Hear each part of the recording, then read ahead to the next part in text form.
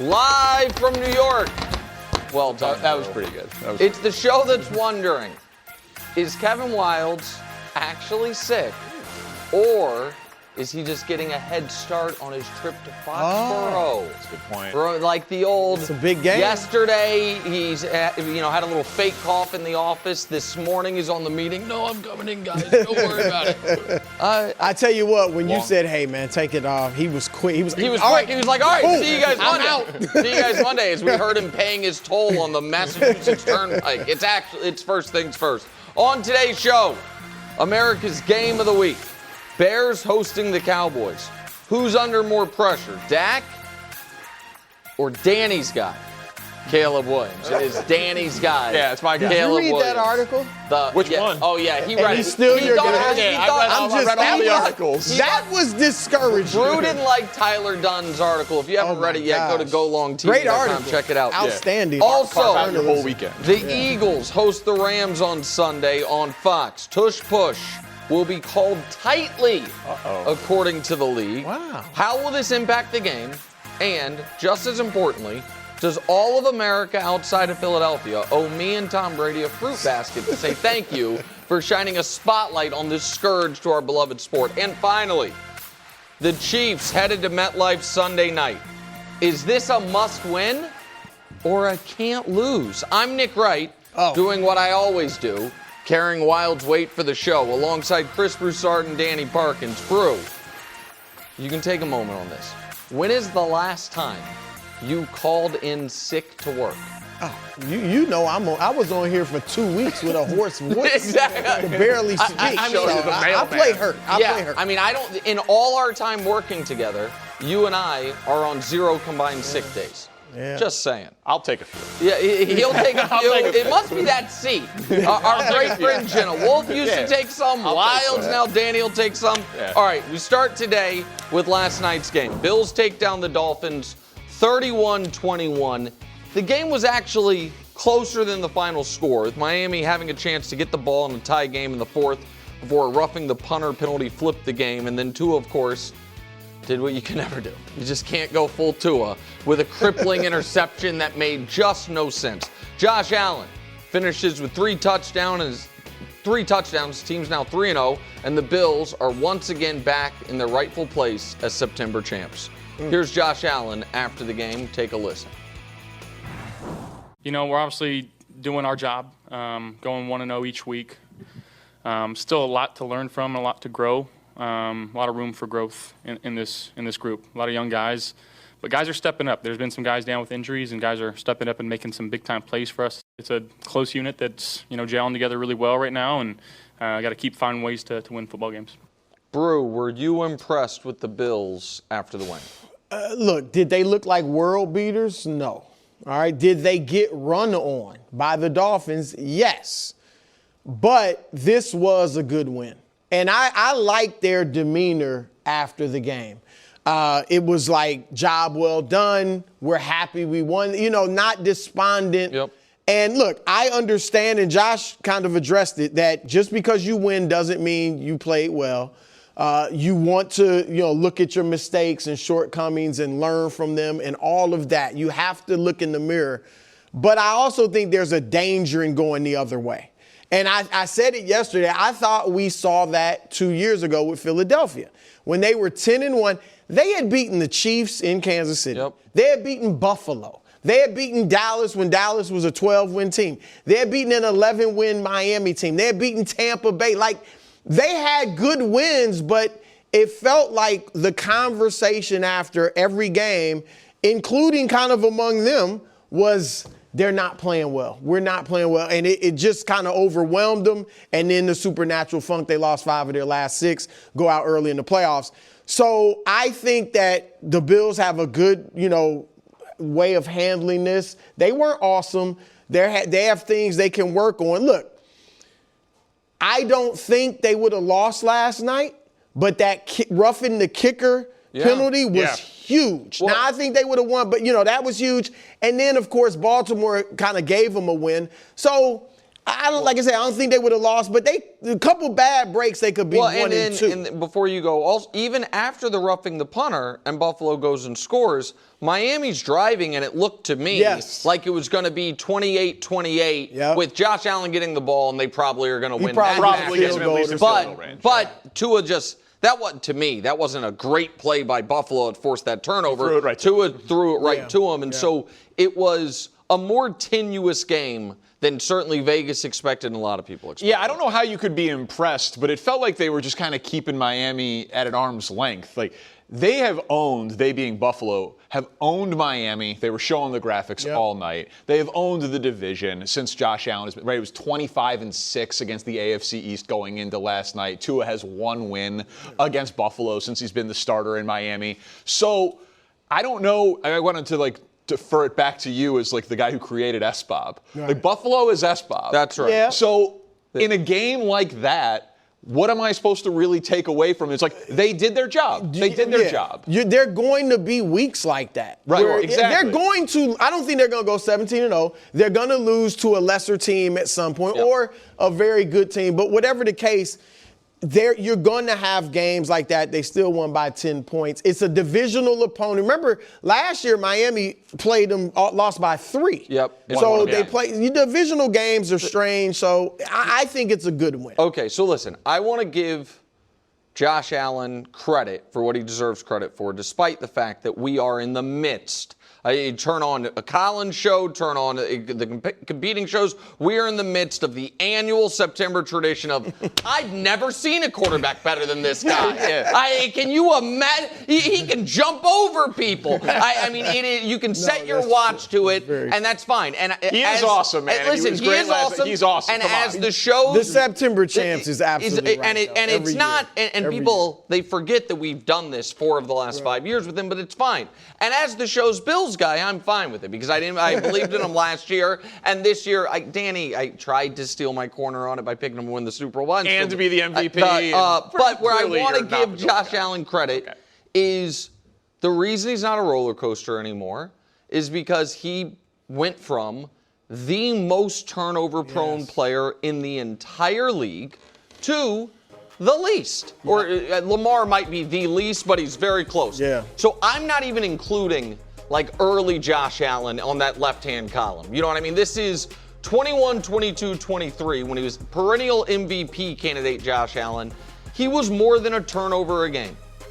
From last year to now, he's a turnover every 3 games and more efficient passing the football. That makes them deadly.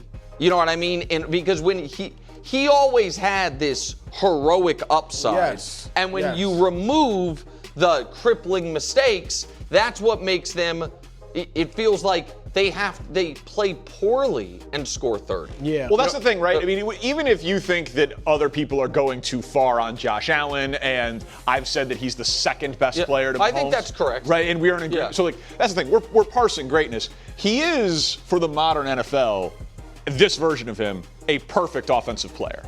Because he throws the ball down the field, he doesn't turn it over, he can run, and he's accurate. Well, listen, he has no weaknesses as a football player. So,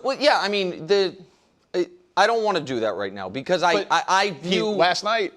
Last night I thought last night Josh Allen played well. I didn't think it was a lot of the stuff that modern NFL has become, which is dinking and dunking and taking what the defense gives you. I didn't think last night was a special Josh Allen game. I thought he was, but it's to his credit that we're not surprised. There are a lot of games like that. Yes, it's once every 5 or 6 games where he just wows you. Week 1 against Baltimore, obviously. But other times he's steady it done, and he's not turning the ball over. But what I do want to get to here is I think the bigger point, which is kind of your prediction from before the year. This should be their season. And there will be, within that building, a real accounting and accountability if it's not. Kansas City is going to have to fight during the regular season. So we would think they will have used more gas than usual in the regular season when you get to the postseason. They have a huge edge against Baltimore as far as getting the 1 seed and path to the 1 seed. They have, at the current moment, according to teams' record right now, the easiest schedule left in the NFL. Their path to a 1 seed is easy. Right. The teams they play are the rest of the way are combined 10-19 right now. It's a .345 winning percentage, which is the lowest of any team in the league. And there could not right now be more pressure on Sean McDermott to make sure that come the postseason, his defense bows up for the first time. Because that's the only part of last night, Brew, that was concerning is too far, but certainly not impressive. Miami had its way. Right. There's no doubt. Is that we have now seen, obviously Baltimore moved the ball at will.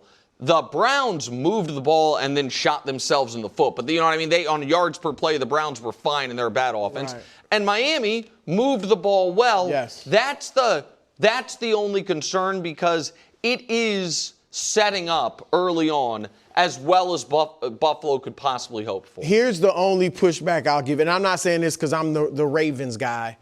I think you got two teams in the AFC that meet your criteria, that are like, this is their year. Baltimore feels just as much as this has to be the year as Buffalo. They both of them are, this has to be the year, or who knows what's going to happen next season. And so I think, not to get into a Bills-Raven conversation, if both of those teams play their best, I think the Ravens win. Just because offensively, I think they've got more firepower. Buffalo is pretty much Josh and some good players. Obviously, you got Lamar and Derek. But they're both, even if it's in Buffalo, I think, but both of them are complete S-Bob. Listen, I think that the Ravens roster, I agree with the majority that it's better than Buffalo's. But Buffalo, they were, second in the NFL in scoring last year in the regular season? No, they're great. They're both great teams. And they were number one in the NFL in scoring when you included the postseason. Like, they scored more than the Eagles. They scored more than the champs. Like, I think people look at them and they're like, where is their Derrick Henry? Where is their number one weapon? Right. And it's all Josh. But their offensive line, is their number one. Is their biggest weapon outside of Josh. And James Cook look awesome. Is responding to the contract that I was squeamish on by through a few games, looking as good as he's ever looked. It's also clearly benefited Josh. Nothing against Stephon Diggs, but now you see he's spreading the wealth, and I don't think he feels the pressure to get it to that one super guy. No, the turnovers plummeting the moment he stopped focusing on Diggs, even when Diggs was still on the team, is noteworthy. It might be, I don't know if it's correlation, causation, but the timeline lines up with it. All right, other side of the ball. Dolphins fall in Buffalo. It was not that cold out. They're 0-3 on the season. Tua throws just a mind-bending interception in a game that otherwise he was playing fine in. Here's Tua and Mike McDaniel after the game. Take a listen. No moral victories, that's for sure. There's definitely some things that we can take away that is good, that's up to par within our standard. I'm never proud of a loss, and I'm not. We came here to win, and I refuse to take moral victories. As the head coach of the Miami Dolphins, it wasn't good enough, so that's where I'm at. Yeah, I hope so. I mean, you're supposed to be a division contender. It's week 3. You're supposed to be a playoff contender. Week 3. You have one of those expensive rosters in the league. Danny, are you ready to write off the Dolphins? The better take is to say yes, that the season's over because of what the math says about 0-3 teams. 3 of their next 4 are Jets, Panthers, Browns. And they've got almost 2 full weeks before, because they play Thursday and then it's Monday against the Jets, a week from Monday. So they got a ton of rest before that game at home there. They'll probably lose to the Chargers, obviously. But 3 and 4 teams make the playoffs all the time. So the season is on life support. I do not think it is completely 100% over for this year. And as you said, if not for the roughing the punter and the mortifying interception, they easily could have beaten. But the problem for the mortifying interception is that wasn't by your backup quarterback. That's by the guy who's going to be. And he had a similar interception that helped lose him the Patriot game. Listen, I'm not a Tua guy by any stretch. Overwhelmingly likely here they are going to miss the playoffs and there's going to be big changes coming to Miami. What I would say, though, is I was actually pretty impressed with McDaniel last night. I thought his play calling, given the limitations of Tua, was impressive. Tua threw the ball 34 times last night.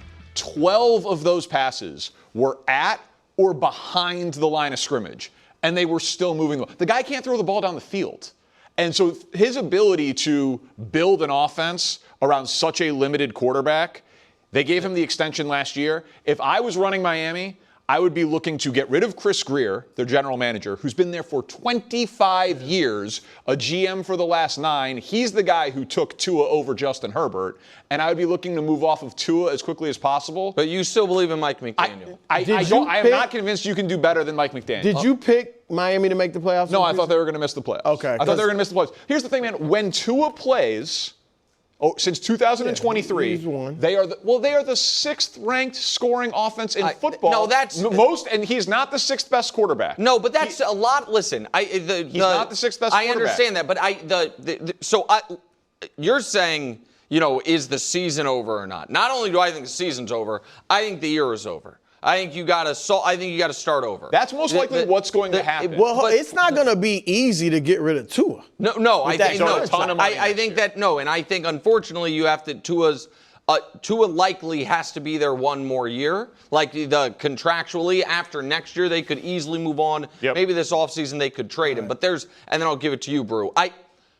This is just a fundamental if we are looking at the 2025 Miami Dolphins being like, man, Mike McDaniel's doing a good job. He's not the offensive coordinator. He's the head coach. I believe Mike McDaniel can draw up really good offense and you know what I mean, and call good plays.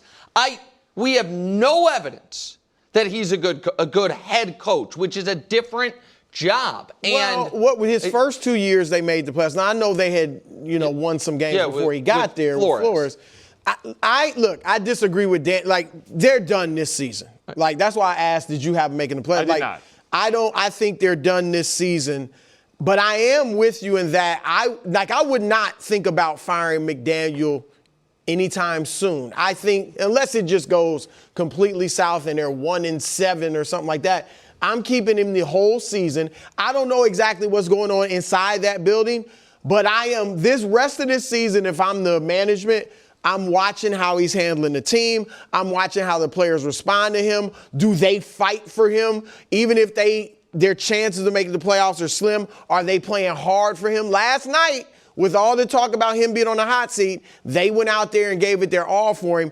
I do think he's a great offensive mind. I think this is actually kind of sad because the start of his tenure was like, oh my gosh, like this guy's really lighting it up. And I think, like you said, Nick, I'm not as down on Tua as you, but that was a huge mistake when you didn't have to do it. And so I think that has set them back.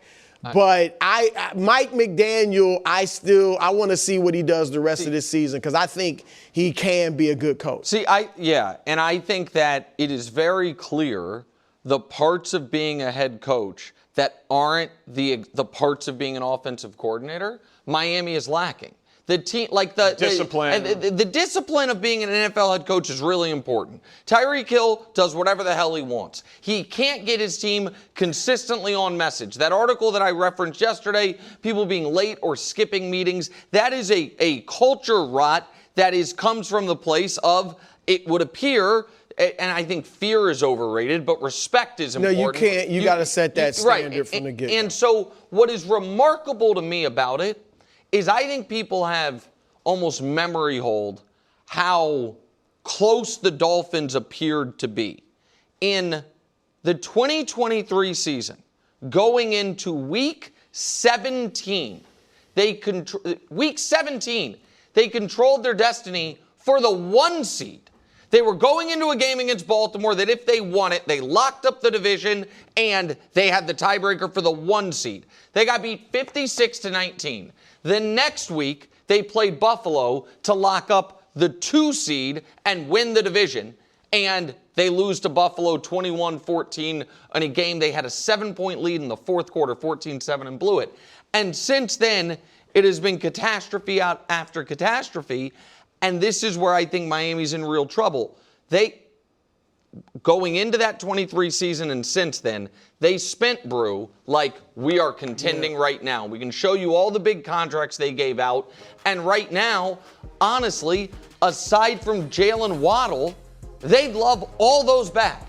You know what I mean? They gave two. They gave That's Chris Greer, man. Right, I agree with you. Yes. But I also think Mike McDaniel signed off on Tua. And I said it at the time that I was going to grade Mike McDaniel on a curve because I didn't believe in Tua. But if they paid him, then he is giving him his stamp, and now we just have to grade him on, you have a franchise quarterback. That also presupposes that Mike McDaniel had the say in it and was allowed to do it. I mean, he was one of the youngest head coaches when he got hired. He's in his 4th year as a head coach. He's got a 3-game losing streak this year, but still has a winning record as a head coach. He's lost 2 playoff games. One was the freezing game at Arrowhead. But that's part on him. But compared to what that, like, that is a hard place to win. It was when's the last time they had a consistent contending team? And then the other playoff loss, they lost by 3 to Buffalo with Skylar Thompson in a shootout. 34-31.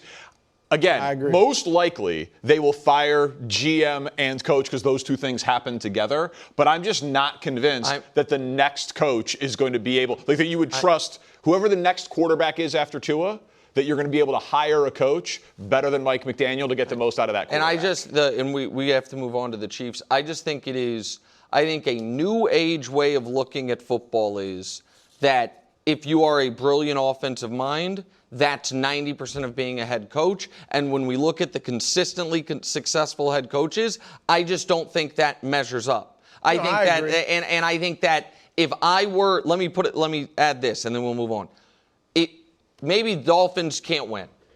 If Mike McDaniel gets fired and I'm running a team that needs a head coach, I don't look at Mike McDaniel's tenure in Miami and say, I want him to take over my program. Maybe if I had a well-run, you know what I mean? If like a coach retired, not fired, but, everything oddly, like if Andy Reid retired. Oh, and it's like, hey, go. no, I'm saying that's a bad example, but I'm saying like something where everything is already running. And you know what I mean? The culture has set itself. But if like the Panthers need a new head coach, that is not something that I'd be signing up for. All right, speaking of the Chiefs, they're in a must-win game, according to some, in MetLife Sunday night. Xavier Worthy, recovering from a shoulder injury, back on the practice field. Andy said we'll see if he plays. I think he's. Was he a full go? They haven't released. He was listed as limited and questionable officially. Last week he was doubtful and then out. Assuming he's playing, bro, what do you need to see from Mahomes and the Chiefs? Quite simply, a win. Yeah. I mean, a win is that rights the ship because they haven't played. I mean, the defense was bad in week 1, but still, you lost to 2 very good teams. Those are understandable losses. You come and win this game. And that's what, look, they don't generally blow teams out these last few years. They have had a couple, but generally they don't blow teams out. So getting a good win against a desperate New York team in New York where the defense in New York is going to want to show something because they've been very disappointing. So if they just get a win, I'd be impressed. Look, Mahomes, I would love to see him be more accurate. I would love to see him, if Xavier's playing and you still got Hollywood Brown, obviously, throw the ball downfield more, stuff like that. But I'm serious. Just a win will give you a good amount of momentum going into Baltimore. And if you get that win, now you're 2-2 and everything is right.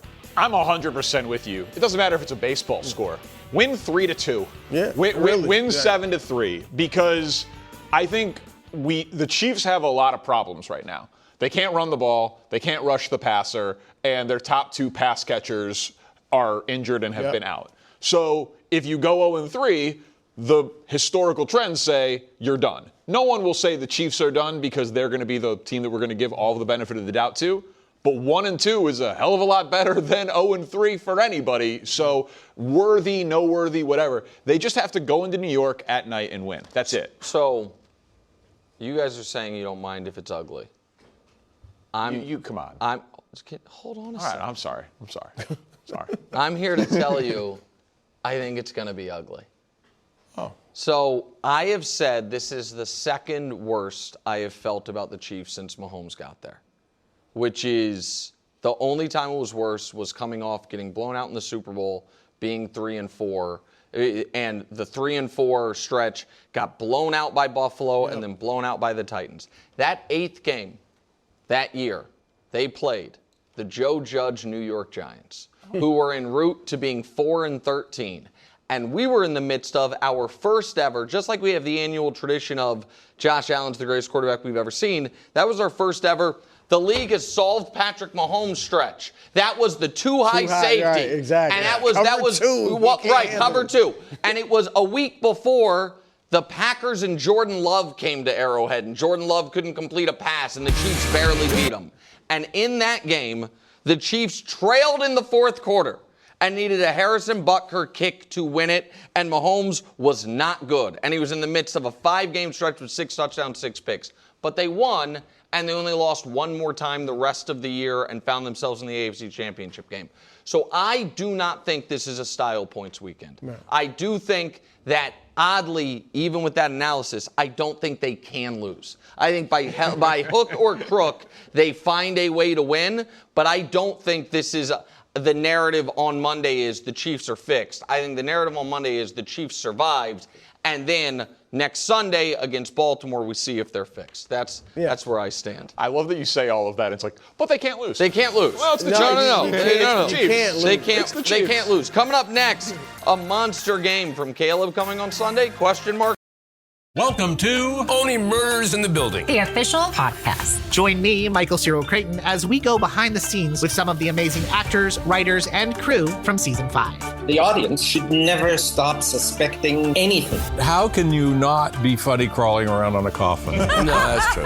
Catch Only Murders in the Building official podcast, now streaming wherever you get your podcasts. And watch Only Murders in the Building, streaming on Hulu and Hulu on Disney Plus for bundle subscribers. Terms apply. This is a television show. We also have a podcast that's just the audio version of it, and a YouTube page, which is clips and segments from the show. You should check it out. Makes Wilds feel very good, and he reads all the comments. And since he's at home sick or driving to Foxborough, I'm not sure which, I'm sure he'll be reading the comments because he's driving to Foxborough. His wife's actually driving. He's in the passenger seat. Back here on First Things First, talking America's Game of the Week. Bears hosting the Cowboys. Revenge game for Matt Eberflus as he tries to shut down Caleb Williams. Here's Brian Schottenheimer on how he sees this playing out. Take a listen. There's always scars. There's always scars. You put your heart and soul into this like Matt Eberflus did. The guy's a damn good football coach. I think the best thing in the world would be for us to play well, win this game, and give Matt Eberflus a game ball after we play well and beat Chicago. All right, if that happens, make sure we have that clip for Monday, certainly during the OT. I can't wait for it. Thanks, buddy. No problem. Coach Mangini here with us, but Daniel, I'll start with you. What is more important this weekend? The Bears win or Caleb has a huge game? You don't get to say both. Obviously, you'd love both, but if you have to choose one or the other. Right, because win and Caleb plays great is the A+. Yes. Lose and Caleb plays awful is the worst. Is the F-. So the question is, which of the two would you rather? Win. Wow, that's shocking. I changed it. Wow. I think because here's the thing. It will be very upsetting if Caleb plays poorly against a bad defense. It will be very upsetting. I will not enjoy it. But if they lose, the season's over. And I am not mentally prepared for another Bears season to be over. So you have more faith in the Dolphins than the Bears. Right. The Dolphins you wouldn't write off. They are 0-3, and you said they're not dead yet. I've seen the Dolphins schedule, and I've seen the Bears schedule. Okay. So the reality of the situation is that if they win against Dallas, and then they have Vegas in week 4, and then the bye, you can get sale, and everything can still be fine. Caleb Williams is in game 3 with Ben Johnson. We all agree that he's most likely to be the Bears quarterback next year? Caleb? Yeah. Okay. Yeah. So that means he's in game 3 of 34. Right? Already writing him off for the playoffs. Assuming how. Sad. So it's a little early to put development over a win when this season isn't over yet. I'll get there, by the way. Bears 2-5, I'll be rooting for Caleb over outcomes of games. But 0-2, I'm not there yet. No, win the game. At the risk of sending you over the edge. Here we go. The season's over. Already? Yes. Bro. 0-2 is usually a death knell. We've seen the stats, right? Usually a death knell. And I'm not writing off Kansas City. I don't write off all 0-2 teams, but looking at the way the Bears have played. Didn't you have them in the playoffs? Yeah, I so did. They lost to Detroit and Minnesota and it's over? I think so. Oh, my God. And even because of how they lost to Minnesota, because Minnesota looked bad, and Detroit scored 50 on them. Yes, they just don't look good. That part wasn't great. They just don't look good. And I think now it's all about Caleb's development. Because nothing matters if this guy isn't your guy. Coach hates this. And he, look, Coach. Tell him, Coach. He better play well. I agree with that. You just saw 36-year-old Russell Wilson, who hasn't been great in years, go out there and throw for almost 500 yards. Yeah. All right, you just saw J.J. McCarthy, who's looked horrible in every other quarter he's played except the fourth one when he scored 3 touchdowns against this defense. Deron Bland looks like probably out again. No pass rush. Like, he's got to light them up. It's one of those situations where if he lights him up, it's going to be like, oh, that was great. I'm still not sold on him. But if he plays poorly, it will be like, oh, man, what in the world is Caleb Williams going to turn into? This, to me, is definitely a win, and it's a win because there's a lot of levels here.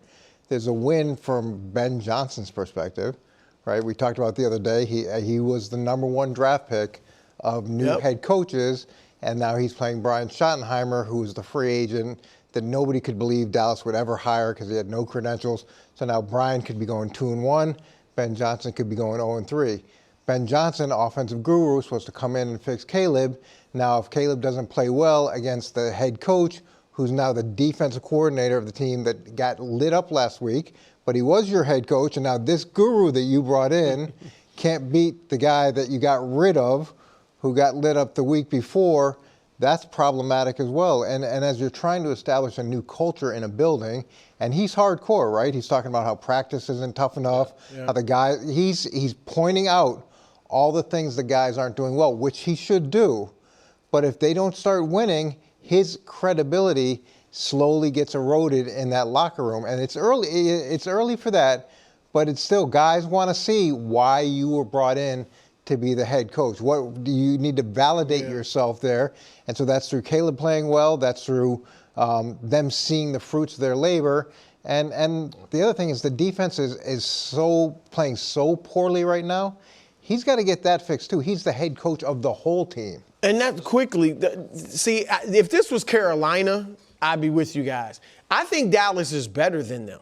Would you, like, Dallas has looked better. I know they're, Yeah, well, no, I mean, they're road favorites. You lose to a pretty good team that might, have a chance for the playoffs. I think that's different. All right, so I want to agree with Danny for 2 reasons. One is here are the winless teams in the NFC right now. Carolina, New Orleans, and the Giants. You simply can't, that can't be the company you keep and have any hope for the season. You know what I mean? Moving forward. The other one is more of a kind of crazy way my brain works type of thing. But if you guys don't scoff at it and you listen, I think you'll agree. That's going to be tough. Which is, hold on. The second biggest difference of any 1 win versus 1 loss record is 0-3 versus 1-2. The biggest is 17-0 versus 16-1. The gulf between those two is historic and enormous. But of every other, like, we're 4-5, or we're 5-4, we're 10-7, or we're 9-8, the biggest emotional delta is 0-3 or 1-2. Because 1-2, it's like, like we go basically almost 2-1. One game away from 500, and like if we could have won that one. But 0-3, it just feels like we just suck. You know what I mean? We're just awful. Which is why I'm going to cheat on my answer. Oh. The answer is both have to happen. Both have to happen. I didn't know that was allowed. Right, I know. That wasn't on the board. Because here's the thing. Because it for the Bears, it's not just a math problem. It's a vibe and psychology problem. If they are going to pull themselves out of, if they're going to get to 2-2 before the bye, obviously they have to win, but they also have to feel good about where they're going. And they have to, for the first time since Caleb missed those nets in training camp, quiet everything down.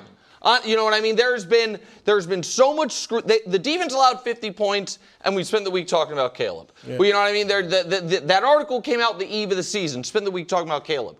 So if they win 9-6, the noise will, you know what I mean, still be massive. And if they lose and Caleb plays great, the noise will be, we're the Panthers. We suck. And so I think But we got our quarterback. Right. Where I agree with you is this, just real quick. Yeah. I don't really see any way they win without Caleb playing well. That's the game script here. Yeah, and Dak's gonna. The Bears secondary is a bunch of practice squad guys, frankly. Like Kyler Gordon's out, Jalen Johnson's out. It's not. CeeDee Lamb is going to torch them. Dak will torch them. They can win a shootout though if Caleb plays well. All right, heading to Philly. Eagles hosting the Rams Sunday. What a Fox doubleheader. That's right. Eagles, Rams, the early game, and then Cowboys, Bears, the late game. Tush, push, full display. The NFL sent out the code red to the refs. Hey, guys, crazy thing, NFL officials. How about we call this play correctly? Brew. That was I'm paraphrasing the league memo, but that's what it was. Do you expect this to hurt the Eagles on Sunday? Well, first of all, I think this is good that the league did this. I don't think it's great that it leaked because it looks like, to your point, what have you been doing the last 4 years? And I haven't looked at every tush push the Eagles have done over these 4 years, but my assumption is they haven't been doing this. But maybe they have, and the league's been letting it go. And for whatever it's worth, Brew, just so the audience knows, I should have said this. The tush push that the league pointed out as illegal is not the one we keep showing where both guards jumped that Brady focused on. It was the one earlier in the game where just the one guard jumped. So like even the more egregious one wasn't the one they were focusing on. But go ahead. But as far as affecting it, I don't think it'll negatively affect the Eagles because my assumption is that they've spent this week working on it as far as the league rules.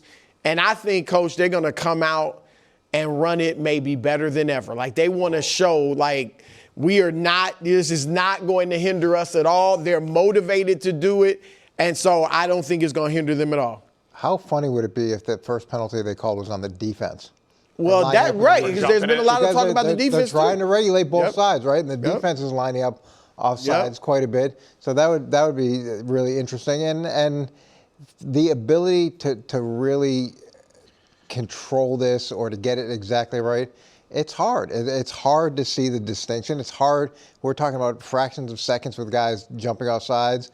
So for them to change the outcome of a game or potentially change the outcome of a game by calling a penalty just because it's mandated, I don't know how many officials are going to really want to be the one that does that. I also hope Philly hard counts a bunch out of it. Yeah. Really sits hard on the cadence, try to get somebody to jump, and then keep pushing it to the other side. So listen, both those things, the defense jumping off sides or Philly hard counting, very effective for the tush pushes from the middle of the field or in their own down in their own territory. The goal line tush pushes, that gains you nothing.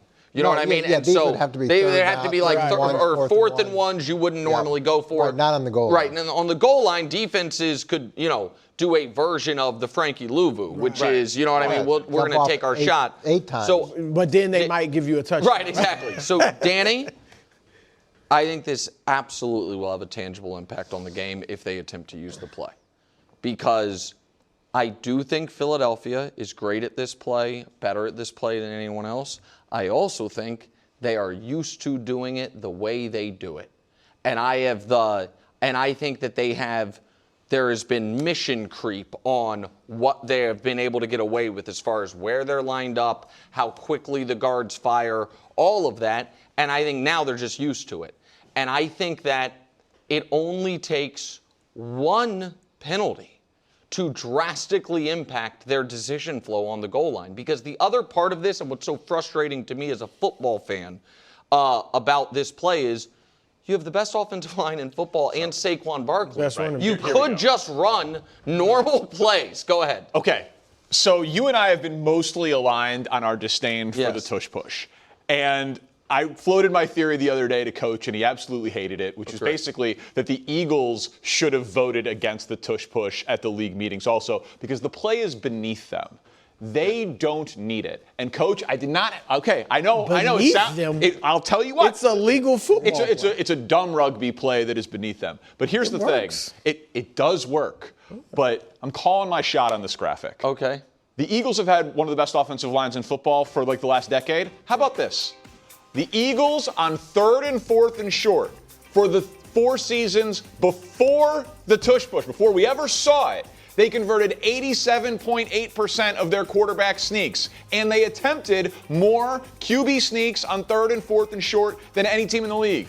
In the 4 years since the Tush push, 1% more, and they also are converting more Tush pushes. With that offensive line and Jalen Hurts, they don't need it. So they might get a penalty called this week, and that will hurt them. But in the aggregate, if the play went away tomorrow, they would still be the best short yardage team in the NFL. If you were in the casino and you had 1% better odds on a bet, would you bet it? Of course, but that's not the Danny. I know you said you're going to call your shot on the graphic. The problem is Josh won't allow the graphics to be naked of context. Put Danny's graphic up again, and I will explain to you why it's not a percentage. This is a Troy special. All right, Troy, sorry. So you're telling me in the 4 seasons, 2018 to 2021, they ran 41. That's 10 a year. They ran 7 on Sunday. What I do think is what we're seeing in those first 4 years is traditional sneak spots. And what the Tush push has become is a short yardage play. It's not an inches play, it's 2 yards or less, and we will go for it. And they're way more aggressive and willing to do it in their own territory. Of course, but who do you think would be the best short yardage team in the NFL without the Tush push? Oh, I think Philly. So I think Philly, but I don't think they would go for 4th and 1 on their own 32 the way they do right now. That's what I think. I also think, and Coach, I'd like to hear your opinion on this. I think there's a psychological edge to the Tush push. We're lining up in this violent sport. Playing you know rugby. what we're doing. And everybody knows what we're doing, and you can't stop us. We saw Saquon talking about it against the Chiefs. Would you agree? Like that gives you a nice like edge. Someone's taking your lunch money and putting you in the trash can. Yep. And then it's demoralizing the other team because they can't do anything about it. I'm really interested if this gets flagged, because I think if this gets flagged one time Sunday, it has real implications for that game and the rest of the year. All right, before we go, you can play the Fox Super 6 NFL Challenge. Download the Fox Sports app and enter for a free shot to win your share of $10,000. One of the questions this week, Coach, which quarterback's going to have the most passing yards in Week 3 of Dak, Stafford, Jordan Love, or Bake Show? It is going to be Dak Prescott. Oh, poor Danny. And it's Bears are 22nd in pass defense. They're 30th in points allowed, so there's that component of it. I think Dak is playing extremely well. If CeeDee Lamb had caught a few balls in the first game, they'd be undefeated. And then the flip side of that is their secondary is not playing very well. So this game could easily become a shootout, which means even more passing. Great job as always, Coach. Coming up next, a Sunday must-win for everybody's All-American, Bo Nix and the Broncos. Next on First Things First. Everybody loves that line, bro. It is. All right, moving on to the AFC West. 2-0 Chargers hosting the 1-1 Broncos. A lot of people foolishly think this division is wide open because the Chiefs are 0-2. They're obviously wrong, but we're going to have the discussion anyway. Brew, who is Sunday more important to, Denver or LA? Definitely Denver. Definitely Denver. I get you'll probably say, wow, 3-0 in the division if the Chargers win. Huge lead over the Chiefs. But Denver was supposed to be a contender as well. And they haven't looked good. Obviously, they're 1-1, but they haven't played well. You win this game, now you're tied for the top of the division. You're feeling better about yourself. For them to win, I assume Bo Nix will play well. He has not been good. Everything is pretty much down for him. So if he plays well and they win a game, they haven't played the best teams in the league yet, but you beat the Chargers, who have looked great so far. Looked great. I think the morale improves. And now Denver is feeling much better about itself. Yeah, I think objectively the team that's 1-1, it's bigger for them than the team that's 2-0. But I didn't view the Broncos as a playoff team before the year, and I did view the Chargers as a Tier 1 AFC contender. And we just talk about the Bills like, well, they're going to get the 1 seed. The Chargers' schedule is pretty easy. Like, if we want to talk about the Chargers, if you see them like I see them, you win this game, it's a minimum 3-game lead on the Chiefs, no matter what happens Sunday night when you factor in the tiebreakers. If they lose to the Giants, it could be effectively a 4-game lead with the tiebreakers. 1 seed, MVP for Herbert, like all of that stuff, the conversation continues if they win the game. So I just think that they're playing in like a deeper end of the conversation pool with the NFL if they win the game. Yeah, this would be great for the Chargers, especially after the way Denver lost last week. Yeah, that demoralizing loss that really shouldn't have been a loss. And then for the Chargers to be able to come back out, beat them, put them in a hole.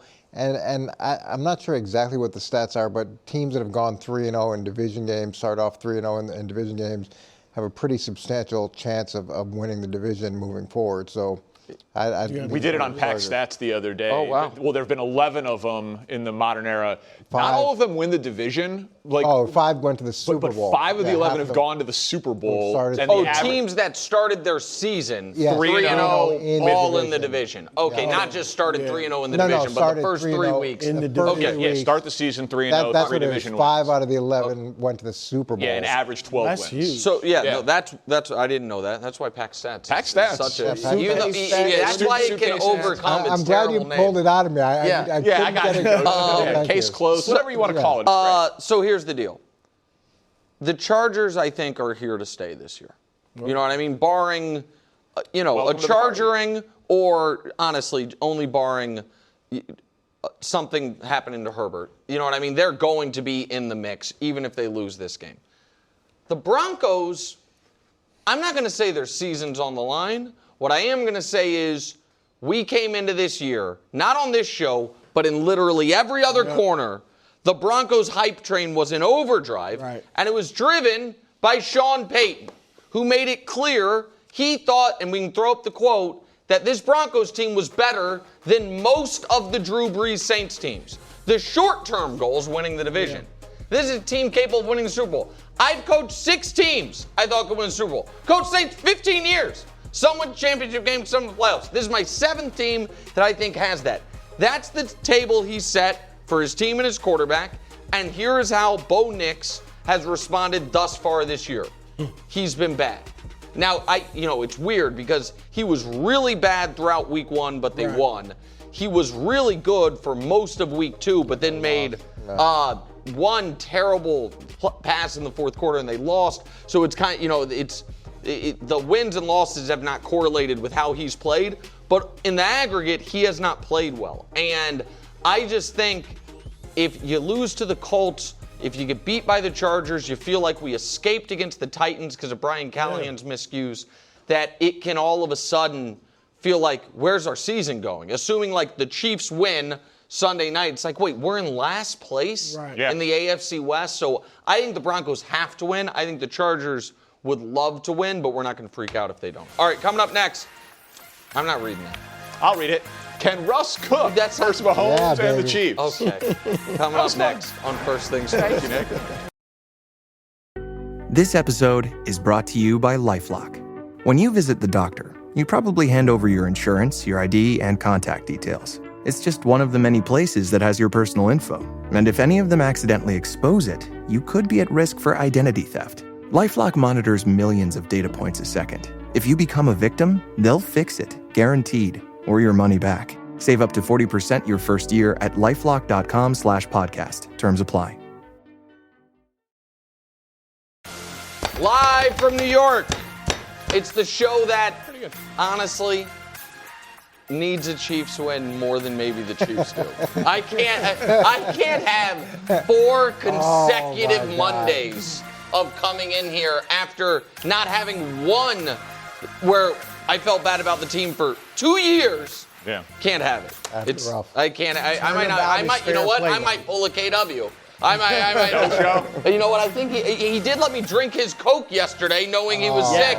Yeah, he did. He did. He knew he was sick. He let me drink his Coke. It's the second hour of First Things First. Coming up, America's Game of the Week. Does Caleb have the Cowboys on upset alert? And the Tush Push will be called tightly this weekend, according to the league office. Can the Eagles beat the Rams without it? But before we get to America's favorite prognosticator, we start with I'm not talking about you. Oh, sorry. We start with my Chiefs. They're 0-2. It doesn't even sound right as they head to MetLife Sunday. The narrative has gotten so wildly out of control that they are having me ask you this question, Brew. Is there a chance Russ outplays Patrick Mahomes? I don't think it's going to happen because I think the Chiefs will win this game, but it's on the board. It's on the board, and I don't think the Giants winning is on the board. But could Russ have a huge statistical game and they lose? His numbers are better than Mahomes? Yes. Because one, Malik Neighbors, and we know Russ will throw the deep ball. The one time the Chiefs have been tested this year, because Philly didn't really test them. Obviously, the Chargers did, and Justin Herbert had his way, Quentin Johnston, all of that. So they are facing, Russ is still great at throwing the moon ball. You got a top-tier receiver they're going against. And again, they need a win, too. They are desperate for a win. So, yeah, it's on the board. I'm saying Mahomes outplays him, but it's definitely on the board, Danny. Of course it's on the board. What is happening? Nick, I don't take any joy in it. What's happening? I don't take any. You probably take a little. What is I take a little joy. He's making him squirm is funny. But look down at the passer rating. Russ, 13th in the NFL. Russ had one amazing game. Okay, Russ had an amazing game. Nobody can deny it. Well, do you want a bigger sample? If you put a Russ, you got if more you put stats? I'm telling you right now. You want to take If what shows up on the screen, don't do it yet. If what what shows up on the screen is some Russ versus Mahomes, really, who's been better thing, I'm gonna lose it. Well, get ready. Give me my graphic. Since the start of last year. Oh, go to hell. Those numbers. Get out of here. I'm just saying. Out of here. I'm just saying they're pretty similar. They're not. It's Patrick Mahomes and old Russell Wilson. They're not similar. Hold on. Is the question who's going to win the game? Right. Or is it outduels? The question is who's going to outduel. Right, so through the context of who's going to have the better quarterback That's performance. That's an appropriate graphic. That's an appropriate. Thank you, admit. Brew. Passer rating on Russ's side. Yards per attempt on Russ's side. Points per game, very slightly, but basically tied on Mahomes' side. Obviously, I think Mahomes is the greatest quarterback I've ever seen. And I think, Nick, I'm sorry. Second. No, he thinks he's the greatest. In terms of pure talent, I actually do think he's the best. But, man, the Chiefs can't score. They can't score. It's a problem, Coach. Not being able to score is a problem. Hold on. Am I just real quick before you go? Am I mistaken in that the Chiefs and Giants, I think they have a total point differential this year as far as points scored by each team of 3. I don't know who's ahead, even though the Giants scored 40 in one of their games. The Giants on the year have scored 46 points. Right. Yeah. So this idea that the Giants are an offensive juggernaut. That's not at Well, you all said what the I'm saying. Chiefs can't score. We saw the Giants score in half their games this year. The Giants have scored 6 points. And the other half, they scored 37. They just had to get rolling. Or whatever it was. They just had to get rolling. They had to get rolling, right? Did they lose first game 40 of the to 37? season, Oh, you're right. Working out the kinks. But it's been 3 years now of the receivers. They drop passes all the time. This guy's hurt. Hollywood Brown's out. Rasheed Rice is out. This guy's out. As soon as they get this guy back, it'll be good. As soon as they get that guy back, it'll be good.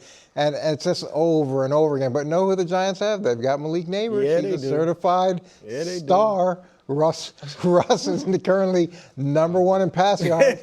and granted, the Giants' defense has not been very good.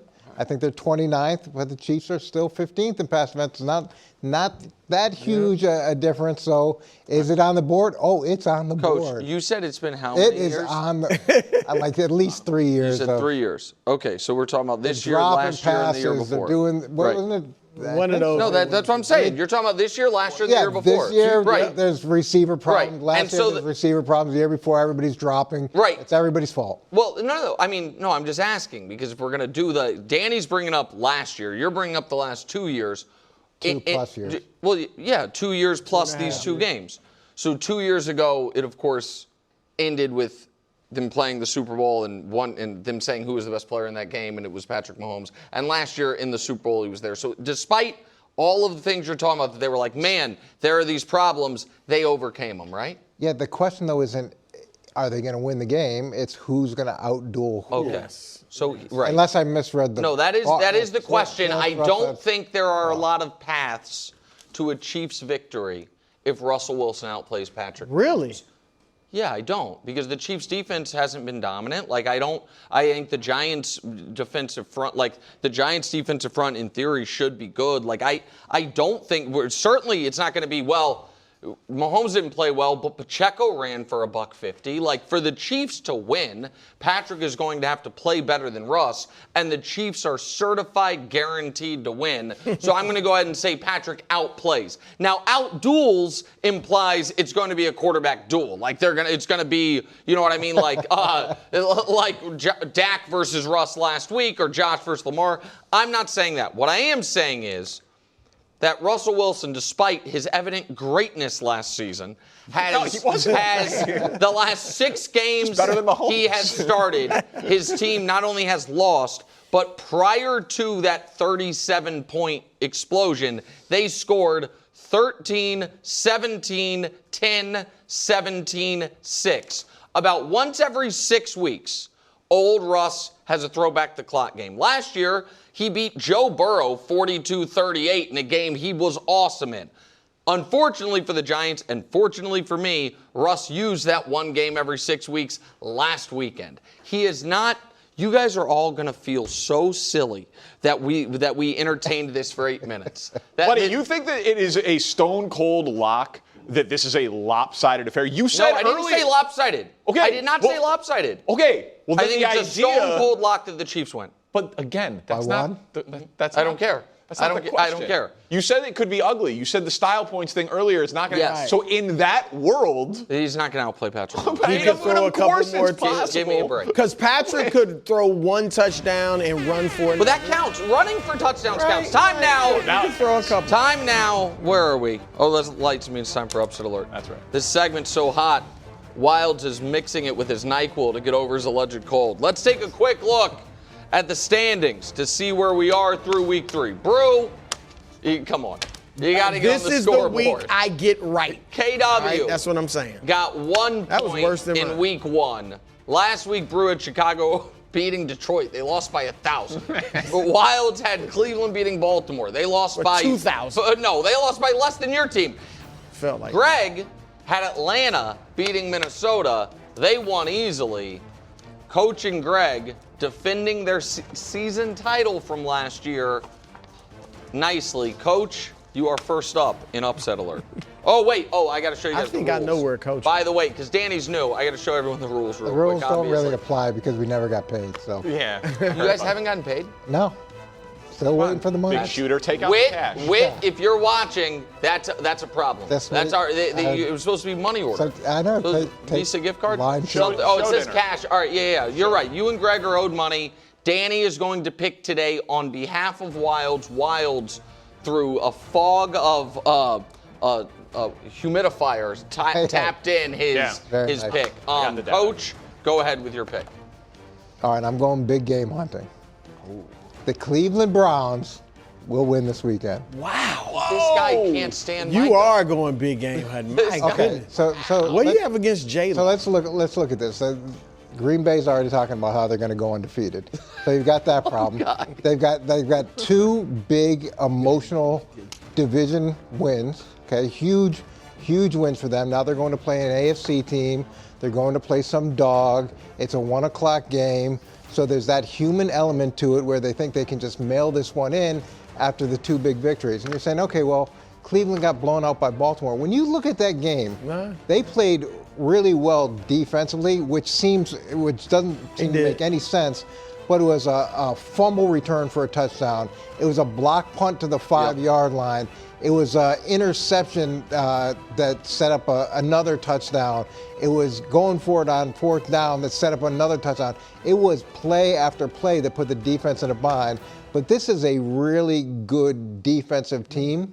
And they've got a guy that might rival Micah. I don't know if you guys have heard of him, but he's pretty good too. How's he against the run, Coach? I don't know. I'll be honest. I can't judge Miles Garrett unless I can see his run-stop win rate. Miles is a little bit more effective against the run than Mike is. So I think this is one of those prime games where Green Bay is riding so high, and you go into a situation like you're playing a team similar to Cleveland, and the human emotion side of it is we can exhale and we can kind of mail this in, where Cleveland's defense can create a ton of problems, and they're underrated at this point because of how lopsided that score looked last week. Coach, with you being so excited for this game, and what a great bar, undefeated. Jay, no, you didn't. Thank you. If you'll be back in Cleveland in time, I'll use that cash prize you're owed to buy you great tickets for this game if you'd like to go watch it.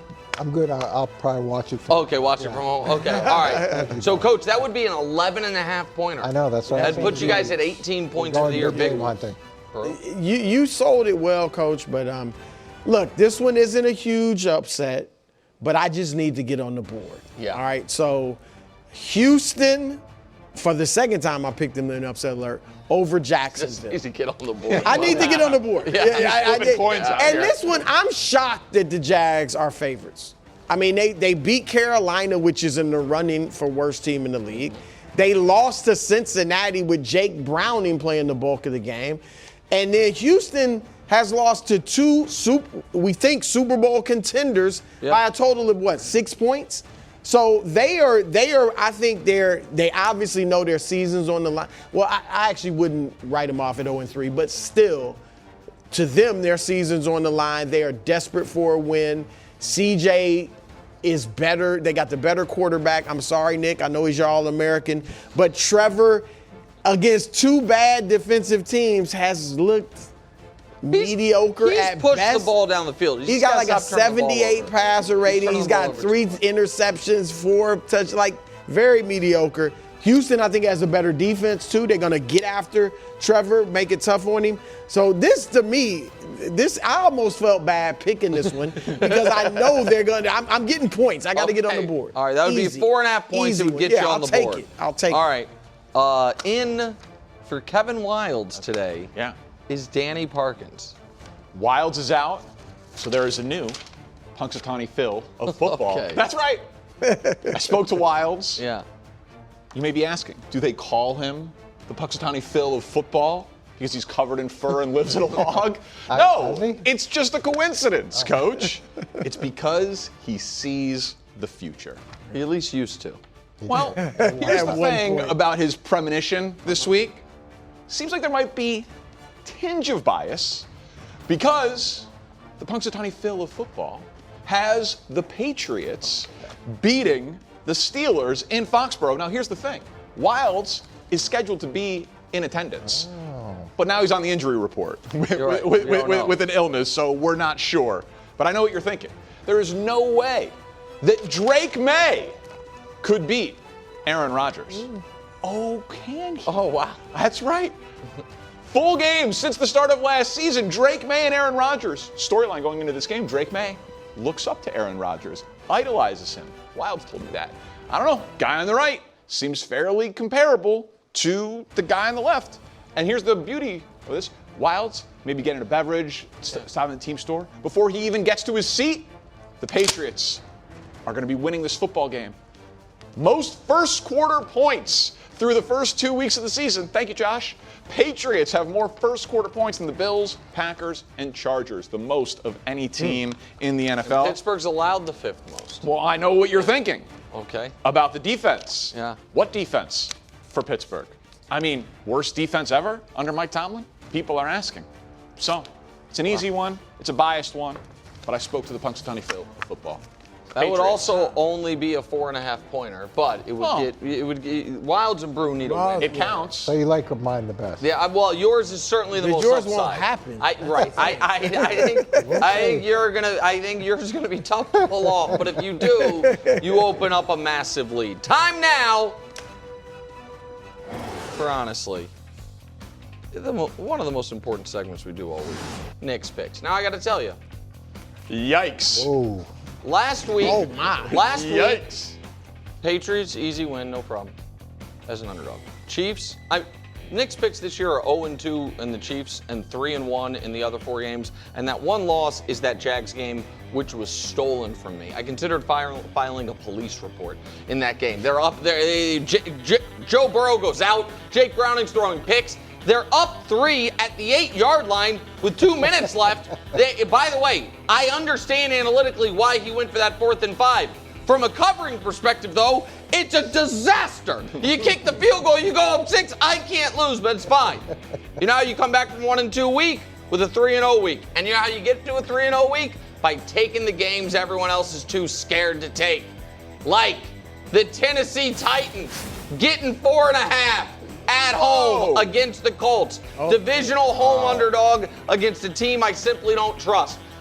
People will remember that I was the first one to call the 2025 Colts the 2024 Saints after they lose this game outright to the Tennessee Titans. Also, Cam Ward, that one throw notwithstanding, has shown a bit of flashes. The Colts maybe flying a little too high after stealing a win last week because of that leverage penalty. And again, not always a trend's better. However, underdogs 11-1 in their last 12 in AFC South games. I'm getting 4.5 points and a team that, honest to God, at the end of the year might be as good as the Colts, and they're at home. I'll take the 4.5. Next, Chargers laying less than a field goal at home against the Broncos. Now, I understand at home just means it's in Los Angeles, or Inglewood, actually. It's going to be more Denver fans than Charger fans, but they still got to travel. Also, the flip side to that Colts win last week, the stomach punch of that loss for Denver, and the fact that Bo Nix against that Chargers defense seems like a disaster waiting to happen, and I'm laying less than a field goal. The Chargers are going to win this game. The Chargers can win this game ugly and close, and I still cover, getting 2.5. And last but not least, one of the marquee games of the weekend, except it's not on the weekend, it's on Monday. Detroit catching 4.5 against the Baltimore Ravens. This is a last team with the ball wins the game.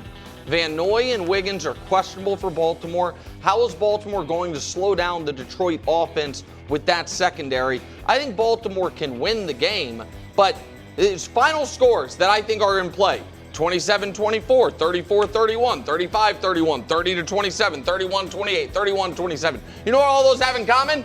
4.5 point covers it. So whether it's backdoor cover, Lions win outright, or it's just a close Baltimore win, I like the Lions plus the points. 2 really good teams. That's their favored by too many. So I'm getting 4.5 with the Titans. I'm laying 2.5 with the Chargers. I'm getting 4.5 with the Lions. That's a 3-0 weekend. And if this camera pans out and shows this idiot next to me wearing a stupid crown. Those are adorable picks. The real picks segment coming up 1 hour from now. For a guy who went 65% against the spread of the NFL last year and 3-0 last week. Wow. 66% already this season. I can't wait for Why that. did we look at those other picks I don't know. just a moment ago? I don't know. You went guys could always 3-0? invite me in. This is the worst show we've ever done. 3-0? Because this segment, we asked, is Russell Wilson going to outduel Mahomes? You're wearing a crown, and the tease says, is Josh Allen closing the gap on Mahomes? What is happening? That's a good question. What is happening to the world in 2025? That's a good question. Very 3-0. interesting. Another one for me. This episode is brought to you by Amazon Business. We could all use more time. Amazon Business offers smart business buying solutions, so you can spend more time growing your business and less time doing the admin. I can see why they call it smart. Learn more at amazonbusiness.com. Time to run the no huddle. First up, talking Josh Allen. Threw for 3 touchdowns last night, which means he officially passed Mahomes as the fastest player to score 300 touchdowns. He has done it in 127 games. Patrick took 128 games. Now, I know what you're asking. Are they including in that 300 that Fugazi receiving touchdown when he threw the ball, someone else caught it, and they lateraled it to him, a play where he somehow got credit for 2 touchdowns? The answer to that question is yes. With that said, the record. Yeah. Brew. How close is the gap? And I'm going to Brew first here because I know Brew is going to lean on his decades of covering sports and logical reasoning to give this a real answer, not a shock jock answer like you other two jackals might. How close is the gap between Allen and Mahomes? It's not close at all. Thank you, Brew. It is not close at all because obviously we all know Mahomes has the 3 Super Bowls, the 2 MVPs, 3 Super Bowl MVPs, and is firmly in the GOAT conversation. That already, as great as Josh Allen is, he's on a Hall of Fame trajectory. He may never do all that. That already is enough to put him ahead of Josh. Well, it's overwhelmingly likely he doesn't. Doesn't win 3 Super Bowls. 5 Super Bowls. Maybe he gets another couple MVPs. 3, But the Super Bowl is not likely. So historically, not close, and currently, not close. In the other direction, though. I mean, the last 2, obviously Josh Allen was better last year. It's not close. And this year, so far, he has been better. Here's the graphic from dating back to last year. This is just who's playing better currently. This is last season and this season. I mean, touchdowns, he's got what? Is that 16 more touchdowns? Obviously fewer turnovers. Everything is better. Completion percentage, Mahomes has him, but passer rating well ahead of him. And Josh is not, we talk about Mahomes' lack of weapons. It's not like Josh has, Stephon Diggs still, Keon Coleman, Khalil Shakir. Like, he doesn't have these great weapons either, and yet he's been playing. So historically, Mahomes obviously the guy, but recently and currently, Josh is playing better. It's not even close. Can I ask you a question before you guys go? Would you have, because I would have found it ridiculous if in 2019 someone had said, last year, James Harden was better than Steph Curry. So to give the context, 2018 was when Harden won MVP, and then in the playoffs, for the 4th time, Steph Curry played Harden, and they beat him. And then Steph went on that year to win the championship. You know what I mean? At that point, Steph had 3 championships. Harden had 0. Harden, the MVPs were 2-1 Steph, but Harden had been better lately. So for Steph you to were say the averaging like 13 points a game, that's the equivalent of what Mahomes is doing with the 91 passer rating or whatever. I mean, that's what I'm saying. Steph was still averaging 24 points a game. But the question I'm asking is because you just said kind of just as an aside, obviously Josh was better last year. And my question is, how much of that is erased by the playoff game where obviously Patrick was better? Josh was the MVP. Yeah, no, I am taking regular season play into consideration. Obviously, Mahomes was great in that game. They both played well. Mahomes outplayed him close. But I'm looking more at regular season. And Josh has just been better. And again, to your Steph Curry thing, it's not like Mahomes is still putting up these great numbers. So the gap, there's the Mahomes-Brady gap, and where Brady's clearly better than Mahomes, but that's being closed by Mahomes over time. He's getting closer to that, but that exists, and now you've got the same gap with Josh and Mahomes historically, where it's hard to compare the two because of everything, all the great things that Patrick has done. And what's so interesting to me about Josh is in the 4-year period before last year, he was the first guy since Brett Favre to lead the NFL in turnovers and touchdowns. Yeah. First time first time's happened since Brett. And what's impressed me about him is how dramatically he changed that last year and how that's carrying over to this year.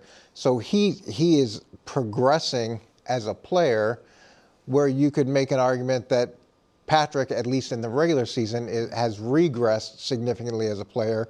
Now, in the biggest moments where you want that player to be your guy, it's no comparison. And until Josh can perform in one of those big moments, and ideally in a big moment over Patrick, you can't really have the discussion. So you and I have talked sports for nearly 20 years together. Yeah. We do similar sleight of hand things. Like the Steph Curry, James Harden parallel doesn't work as well for me here because, and this isn't a shock jock take, I think objectively, Josh Allen is right there with Mahomes as a football player. Obviously, the accomplishments of Patrick Mahomes it's a marathon-like distance between the two, just like it was for Brady and every one of his peers. Yep. But that doesn't mean that in the era of Tom Brady, when Aaron Rodgers had his 45 touchdowns, 6 interception season, which is arguably the greatest individual season I've ever seen, that in that moment, Aaron Rodgers was better. And you could just do last year. The last 5 years, because the question is, how is the gap between the two players? Since 2020, this is a 1A and 1B situation of quarterbacks. How does it get closer? Because I'll remove the rushing touchdowns, where Josh Allen smokes Mahomes, obviously. The passing yards, virtually identical. Touchdowns, one off. Wins, one off. Playoff wins, obviously in Mahomes' category, but they're first and second in each. Josh Allen is clearly the second best player. Correct. And the gap of the talent between the two is not that significant. Obviously, Mahomes has had his number in the postseason. No one can dispute that. He's got the better trophy case. But as a football player, Allen's a close second. He's a close second. Well, so listen, here's my problem with calling Allen a close second, is you believe Mahomes is the most talented player ever. And you're saying, right? Yeah, and I believe that Josh Allen is really close. So you think Josh Allen is very close to being the most talented football player of all time? Well, then, so this is where at some point the compliments to me become an insult, an unintentional one, which is we cannot say, we will take the last 2 years as the example, that Patrick has had the better team. He's never in their career, in their runs, had the better defense. But he certainly the last 2 years hasn't had. 2 years ago, he had the better defense. That's the only one. But when they won when the Chiefs won the Super Bowl, correct. But we don't think that Patrick had the better situation the last 2 seasons than Josh, right? Like that's not the argument. The argument is that I think his defense is. I mean, in the playoffs, certainly the Chiefs' defense is better than the Bills. Well, hold on. And a big part of your argument is the playoff. There's no regular season argument. No, but I guess my point is the Bills' defense gets exposed in the playoffs by Mahomes. Like it's not like it's, and so this is where I get frustrated because we're not obviously the only show doing this topic. I saw Greeny this morning call him some variation of the best player he's ever seen. Colin today said he's the perfect quarterback. And if those are the things, and you are not playing with one arm tied behind your back from an institutional perspective, then at some point the accomplishments have to match it, or it's a personal failing, like we say with James Harden. I don't think it's a personal failing with Josh Allen. I just don't think the gap is as narrow as you guys say. And here's why the Josh playoff has been stuff. excellent in the playoffs. Okay, so let's talk about that. So let's talk about that. He's never had a guy like Kelsey either. No doubt. I mean, honestly, other than Tom Brady, nobody has. But I mean, even close. But I do think it is worth noting that in the playoffs, Josh Allen has beaten. You said he had 7 wins. They have beaten in the wild card round Colts Phillip Rivers, Mac Jones, Skylar Thompson, Mason Rudolph, and rookie Bo Nix. That's 5 of them. And then he has 2 divisional wins over Lamar, one of which was 17-3, where a Lamar pick 6 was the defining moment of the game where Josh didn't play that well. When Josh has played someone in his weight class in the playoffs, young Deshaun Watson, Joe Burrow, and Patrick Mahomes, he's lost them all. The only guy in his weight class he's beaten is Lamar last year. But he's also been excellent in some of those losses. Because wins are not just a quarterback stat. He has been excellent in some of those losses. Wins are not just a quarterback stat, but if we are going to elevate a quarterback to, he is one of what you're saying is this close to being the most talented quarterback ever. We're saying the gap between he and a guy who you believe has GOAT potential is small. Then at some point, you have to put pelts on the wall. But aren't there a lot of guys who are more talented than Tom Brady? And maybe that hits your ears. Like, there's probably 20 of them. Maybe 50 of them. Yeah, but he's more accomplished. It's not the same conversation. And it's more than just talent at the quarterback position. I'm not as enamored with talent at that spot. I'm far more enamored with talent at wide receiver or 100-meter dasher than I am quarterback. And I think when you look at Patrick at his best, it's not even close. But as sort of the trajectory's gone on, Patrick has had a drop off, and Josh has increased or has significantly improved, and that's kind of where we are right now. But you can't. You're never going to be able to make the argument of he's in Patrick's weight class until he does put some pelts on the board. And the playoffs you can't argue. And when, of course. Well, but it's and then we can move on. This is why this is like a vexing conversation for me. Is we are trying to simultaneously say that these two players are super close. And then we have the biggest sample of any two guys in the history of the league playing each other in the biggest spots. And one guy has never outplayed him and never won. And in the last 2 years, it's when the Chiefs were vulnerable or bad or injured and on the road for one of them. And in both of those spots, Josh has had the ball in his hands with a chance to keep Mahomes on the bench, not a 13-second situation, go and win the game, and he didn't. And it takes 3 games in September for us to wipe all that away. And that, to me, is... I think there's no argument for the postseason. Mahomes has outdueled him situationally. Mahomes is better, like all of that. But I also don't think you can just dismiss the regular season when it's not been close. It'd be one thing if Patrick was still playing great individually. Are we talking about the gap right now? We're not talking about the gap, historically, the complete body of work. I thought we were talking about the gap of who the gap players right now are has right to be now. close. And what I will say, and then we'll move on, is the gap to me right now was exhibited 5 games ago, and that gap is at the moment insurmountable. That has always everybody I think always thought, at least early, maybe not late, but in the 20-aughts, that Peyton Manning was more talented than Tom Brady. He was the better prospect. He had the better numbers. He didn't have the dominant defense, all of it. But Peyton had to have that 2006 AFC Championship game comeback before people were allowed to say Peyton Manning is better than Tom Brady. Really? Because early on, I mean, there were questions still about Brady's individual greatness. I mean, he had the 3 Super Bowls, but those were defensive driven. His numbers in some of them weren't phenomenal. Like at that point, I don't think it was like, oh, Brady's by far the best quarterback in the league. And to me, Brady's a great example of a guy who continued to grow and develop as a quarterback. Yes. And it looks like Josh Allen is continuing to grow and develop as a quarterback. Whether or not this lack of turnover or controlling the turnover is sustainable, we'll have to see. But at least he's done it for a year plus a little bit this season. And as much as this conversation offends you, you still think Josh is second? Yeah, no, I still think Josh is second, but I also think that until proven otherwise, we are in a Tiger versus the field situation. And what Josh is doing in the regular season is winning the Memorial. And we are talking about a guy with 10 majors and saying is a guy who has 0 actually as good as him. And I just reject that out of hand. I would argue that the difference between winning a regular golf tournament and a major is wider. Like I don't think we dismiss the regular season like we do winning. No, but again, you regularly use, and it's just reasonable people can disagree. Mahomes' last 2 seasons as if an NBA superstar is averaging 13 points a game.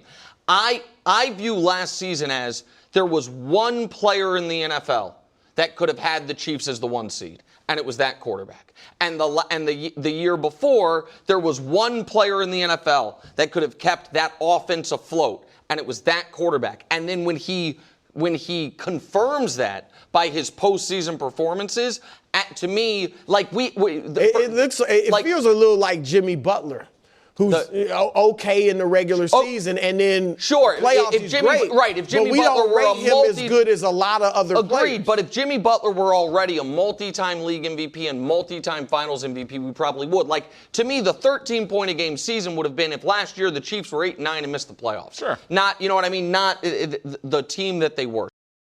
Got a podcast, got a YouTube channel. It's the television show, just either on your computer screen or on your phone. You can actually watch YouTube on your TV, too, so you can just do the same thing. And podcast audio version. Check it all out. Gianna works really, really hard at it. Wilds reads the comments. All right. Eagles hosting the Rams. What a day of football on Fox. Eagles-Rams, the early game. Cowboys-Bears, the late game. Great. Chiefs boat race the Giants. I've now decided it's boat race. I said earlier I was nervous in the late game. What a night. You said it was going to be ugly. Listen, you guys have made me a mess all day. All right. Tilt. Both teams undefeated. Eagles favored by 3 in the hook. Danny, who you got and why? Maybe a preview for Parkins Picks coming up at 5:20, to be honest with you. Stop teasing your own segment. This is not well, he was 3-0. You were 3-0. That's right. And if you're not you are winning, I mean, right? If you don't self-promote, who's going to promote for you? You know what I'm saying? Who you got? Second straight year you won. That's what I'm saying. I'm just saying. That's right. I got the Rams. So the Eagles, they'll be fine. I don't think this is like a dire situation. I do think for whatever you put on vibes, I do think it means a little bit more to the Rams because of how those 2 games went last year and their belief that if that was a 62-minute playoff game instead of a 60-minute playoff game, they would have beaten the Eagles in that divisional round game in the snow. And sometimes we fall into a trap, I think, of like reductive analysis of like which team has the better quarterback, and that's the team that's going to win the game. It's the ultimate team sport. Coaching, defense, all that stuff matters. But in this case, the Rams also have a great defense. The number 1 defense actually through 2 weeks. They also have a great coach, but their quarterback at this moment in time is just much better. Like Matt Stafford, throwing the football, which is how I tend to judge my quarterbacks. If you put Matt Stafford and Jalen Hurts up on a screen next to each other, it isn't particularly close. And this Eagles defense isn't what it has been, so I think this is probably a great game. Obviously, the Eagles can win, but if I think the Rams have the better defense, the better coach, and the better quarterback, I'm going to go with that team every time. We always face this challenge in making picks, head versus heart. Wow. They're like, where's your heart? And I think the Eagles are better than the Rams, but I do feel there are a lot of reasons to think the Rams will just win this game. Eagles are due for a loss. Wilds keep saying, 16 straight wins with Jalen or whatever it is. So, and the Rams are a legitimately good team, but I wanna pick who I'm pulling for. Okay. Oh, yeah, sure. And if it's only because Nick loves the Rams, I'm pulling for the Eagles. Oh, my God. So I am going with the Eagles, and I'm going to say it's going to be another. Look, Saquon has just had his way. The last 2 games against them, including the playoffs, he averaged 230 yards and 2 touchdowns, right? Pretty good. So if Saquon, I think, is either going to get busy, he's due for a big game, or if they decide, look, Saquon Barkley is not going to beat us, I think Jalen could finally break out and have a great passing game. So I'm going to go with the Eagles against some feelings that Rams might get this. Listen, so the Eagles since week 5 of last year have won every single game they've played where Jalen Hurts has started and finished. The Rams since week 11 of last year have won every single game they've played except for the 2 against the Eagles. I think the Eagles are going to have massive trouble covering Devontae and Puka. I think they'll be able to cover one of them, but Adoree Jackson's got to cover somebody, and the Cowboys weren't able to fully take advantage of his first game with Dak and Pickens together, and the Chiefs didn't have the horses to take advantage. And CeeDee kept dropping the ball. Correct. Of the fact that whoever your number 2 receiving option is should be able to right now eat against Philly. I also think there is if Saquon has another game, then it becomes what's going on? Yeah, just because he had so much usage last year. You know what I mean? And the history of guys with that many carries. So my answer is I've got the Rams, but not confident enough to put them in picks. Live from New York, it's the show that is hoping Kevin Wilds feels better, but hoping Monday he feels awful based on Sunday's football, not his illness. It's First Things First. Coming up today, First Things First OT, are the Chiefs already in a must-win game against the lowly New York Giants. And Danny looks to follow up last week's fluke of a 3-0 by the unprecedented double fluke 6-0. Can he go 3-0 in picks again? He's up one pick on the year on me. Let's be serious, guys. It's a marathon, not a sprint. But we start with last night's game in Buffalo. Bills get the 31-21 win over the Dolphins to improve to 3-0.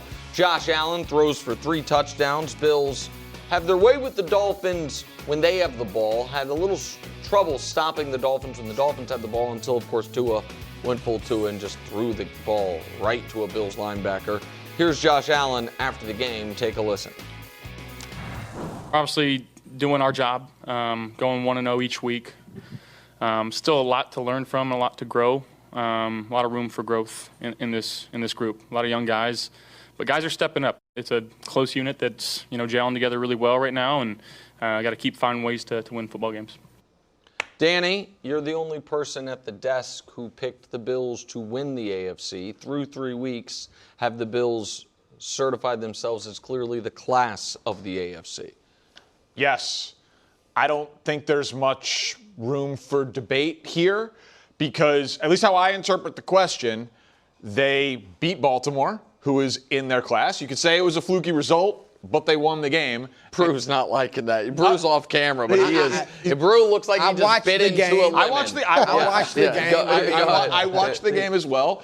But coming into the year, I had Chiefs, Bills, Bengals, Ravens, Chargers as like the teams realistically that could contend for that. The Bengals have lost their quarterback.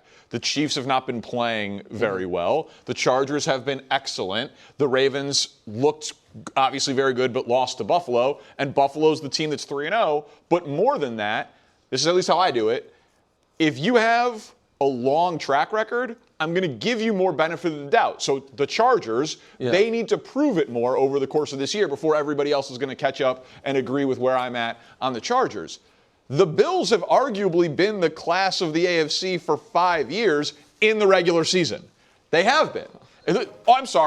Since 2020, point differential, points per game, yards, opponent points per game, opponent yards, takeaways, opponent passer rating, and sack differential. They're first across the board. How many 1 seeds have they had? No. Right. Well, that's the regular season, right? That is a single regular. That is a single regular season, and this year they probably will have their first 1 seed. No one, obviously, the Arrowhead Invitational is obviously the Chiefs Conference and the Chiefs League. Again, no one is, but the regular season this year goes through Buffalo, does it not? I see class as like they're on a level above everybody else. That's how I define class. Not, you can say, should they be favored right now? Okay. But class, I just watched them get pushed all over the field by the Baltimore Ravens. And then the Ravens, as they do, and that's fair, gave them the game.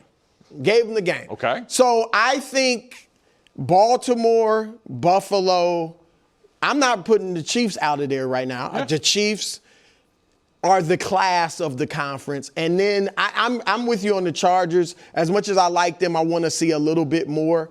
But I think those 3 teams are on the top tier. Unless the Chiefs lose to the Giants, they're up there on that tier. So, no, not the class. Yeah, and then last night they were supposed to go and blow out the Dolphins. And you watch the game, the Dolphins were in it to the end. If there wasn't a mistake on the punt block and then the poor decision by Tua, Dolphins easily could have won that game, where I don't think anybody, if you're truly the class of that division, you'd think they'd walk all over the Dolphins like they were expected to, but that wasn't the case at all. And I understand you want to give the Chargers some more time before you buy into them, but Justin Herbert played really well last season, and it didn't. Well, that's why you're the Herbert guy, Coach. Yeah, everybody knows. There's a lot of guys who like. You picked him to win MVP, right? I did. A lot of other guys. Did he bet him to win MVP? A lot of other guys trying to hop on that. Exactly. I know you were the first. Everybody knows. I was there before anybody else. Yeah. But you look at what he did last season, and then what he's done in the early part of this season. He's made a pretty strong argument that similar to Josh Allen, he's starting to turn a corner.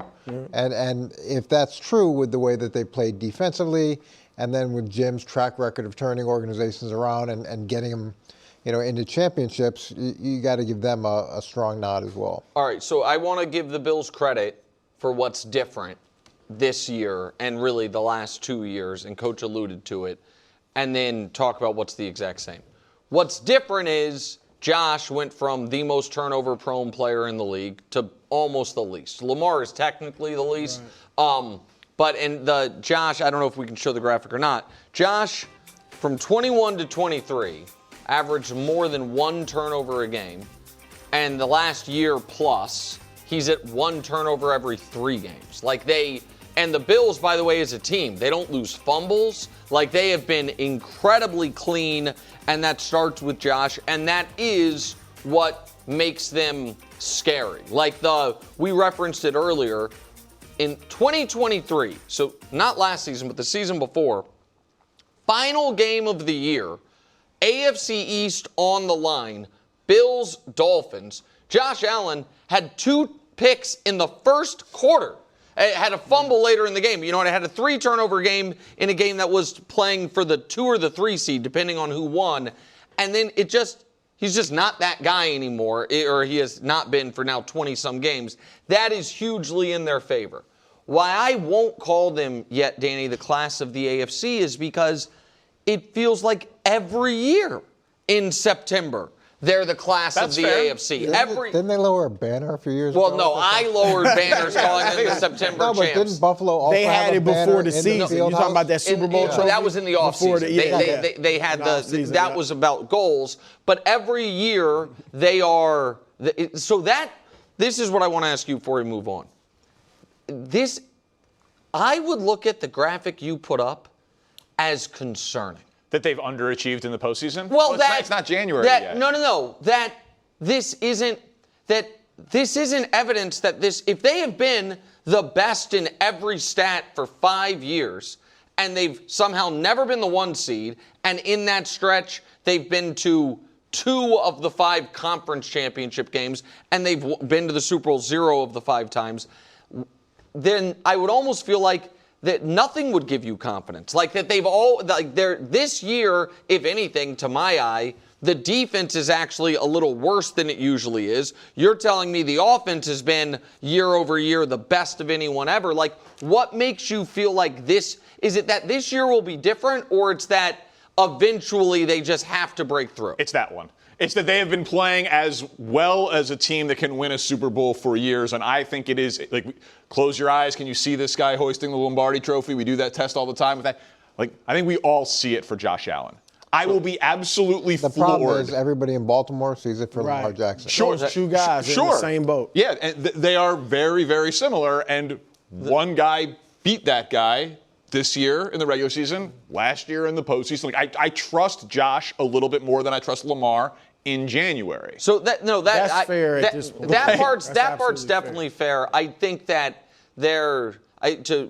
for Brew's team, I think the argument would be if the sample size were not 5 years, but were the last 3 years, I bet the Ravens are close to first across the eight. You know what I? You know, it's my team too. I forgot. Brew, you are Herbert guy. You're the show's Herbert guy and Ravens guy. I'm the show's Bills guy. We all know this. All right, moving on to my actual team, the Kansas City Chiefs.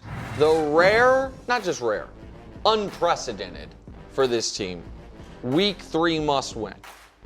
Mahomes realizes the urgency for this game. Here he is. Take a listen. When you're winning a lot, those little details get lost, and that's how you lose. But when you lose early like this, you have to really just focus on those little details and maximize those. We're really good at that, and I feel like we've had great weeks of practice, and so that's why I have faith is that I know how these guys are working and how hard these guys are pushing to be even better, and so now it's just about putting it together on game day. Brew, are you concerned about Mahomes and the Chiefs? I'm not. And I'm surprised I hear a lot of people talking about the Giants upsetting. I mean, we got 2 right here talking about the Giants beating them. I just, until I see them lose to the freaking New York Giants and Russell Wilson, I just won't believe it. I think this is about as close as we can get to a must-win for them because we all know they play Baltimore next week. You lose this game, you lose that, you're 0-4, and it's still going to be tough. I think they got Jacksonville after that. Yeah, Jacksonville, but then Detroit. Yeah, so Rice is back. And everybody is, Mahomes obviously is on high alert. Kelsey, I'm sure, is looking in the mirror saying, I haven't been good so far. So I just think, Coach, they're going to come out there and take care of the Giants. I think it'll probably be close because we know the Chiefs haven't been blowing a lot of teams out lately, but I think they'll pull out the win. Yeah, so he's lined up 3 games now and lost the last 3 games that he's lined up and played, and we can say that Super Bowl, doesn't matter because it was last year, but it was. Super Bowl matters. But Super it was, Bowl matters the most. Well, but I'm just saying, it was last season. So you can't 2 or 3 game losing streak depending on how you. Yeah, how you want to look at it, and you do have to focus on the little details. And success is like a martini; it does relax you, and you can get away from those things. And as you see the way they lost last game, it was very un-Chiefs-like. Okay, so they missed the field goal. They get stopped on 4th and 1. They have a pass that's batted up and then intercepted. Those things typically. Those are the plays that the Chiefs do make to win the games and to win the close games. So that's my concern is all those plays that they made last season haven't been going their way this year, and hopefully they can switch it back. Well, but it's a concern. Real quick before you go, Danny. No, go ahead. Here is why my confidence level is where it is. I don't think they need to fix any of that this week. I do think they do need to in week 4 against Baltimore. I think the way they played week 1 against the Chargers would have soundly beaten the Giants. Yeah. And I think the way they played last week against the Philadelphia Eagles would have soundly beaten the Giants. So and you get Worthy back. Right, hopefully. And I think he will play, and hopefully he can get out of the game unscathed and move on from, being so concerned about his shoulder. So I do think it is legitimate to be concerned or pessimistic in some camps, or at least curious, like, hey, does this Chiefs team actually have the horses to get to its 4th straight Super Bowl, something that's only been done once ever? I think that concern does not translate to, can they go to MetLife Stadium, a place the Giants have lost 11 of 12 night games against Russell Wilson, who has scored 37 in his last game and didn't score 17 in his 5 prior, and beat the New York Giants, which is why we argued about it. I told you I did think the Dolphins had a better chance of beating Buffalo than the Giants had of beating Kansas City, even though the point spreads. I've been part of a couple moments in my career, and one time when I was with Parcells at the Jets, we were playing the Giants, and I would have bet my house that we would beat them and beat them convincingly, and they beat us, I think it was like 40-15 or something, and they were down, beat up. It's another time we were playing Green Bay in New England, and the offensive coordinator at the time came down and said, hey, as long as you guys hold them under 50, we're going to win. And then they beat us 13-6. So it's one of those things where when you start underestimating your opponent. But I don't think the Chiefs, because I'm underestimating them, doesn't mean the Chiefs are. I think the Chiefs at 0-2 are dialed. But I hear you, but the human emotion side, everybody watches TV. They have friends and family. The show's very popular in Kansas. Well, we just saw that. But there is that component of by human nature, you think, oh, we're going to walk this in, and it's pro football with a lot of good players, and that's what gets you. So, not to be a stickler for the details here, but concerned at all about Mahomes and Chiefs Sunday? Mahomes, no. Mahomes, I think, is fine and is great and is in his prime and all of that. But what do the Chiefs do well? Let's just remove the Giants from the equation for a minute. The Chiefs have a ton of problems. In this exact moment, what can they hang their hat on? The other team gets paid to play too. It's a salary cap sport. The gap between the best team and the worst team in the NFL is usually 14 points, according to the odds makers. Sure. And here it's 6, and it's a road game at night. Let's just look at some of the things that the Chiefs have done. And yeah, it's through 2 games, and it's 2 games against the Chargers and the Eagles. But they cannot run the ball. They were amazing on 3rd down last year. They cannot convert on 3rd down. They cannot get takeaways. They cannot stop the other team's passer, and they cannot pressure the quarterback, despite, against Philly, blitzing more than in any game since Steve Spagnuolo has been the defensive coordinator for the Chiefs. They were blitzing Jalen Hurts, and they were not getting home. So I think they will win. I am not picking the Giants to win. But when you have that many problems, you can lose to anybody. That's just how the league works. When you look at that, you have to put it in the context of it's only 2 games. Sure. And it's 2 games against Super Bowl contenders. Well, I agree with you. And they only lost by what, a total of 9. 9 points. But the other thing, if you throw up Danny's graphic again, so here, I'm going to go through that and tell you the things that I think are real and fake. Like as far as concerns. Let's play the game. All right. Running back rush yards being a problem, incredibly real. Yes. Real enough that this is the first Chiefs team of this era that I barring something unforeseen happening with Brashard Smith, the rookie, I don't think it's a luxury to trade for a guy at the deadline. I think they might need to trade for a guy at the deadline. I've been asking for Alvin Kamara as a Chief for 2 years. I love that idea. I've been saying Devin Achane, somebody. 3rd down percentage, I believe that's fake.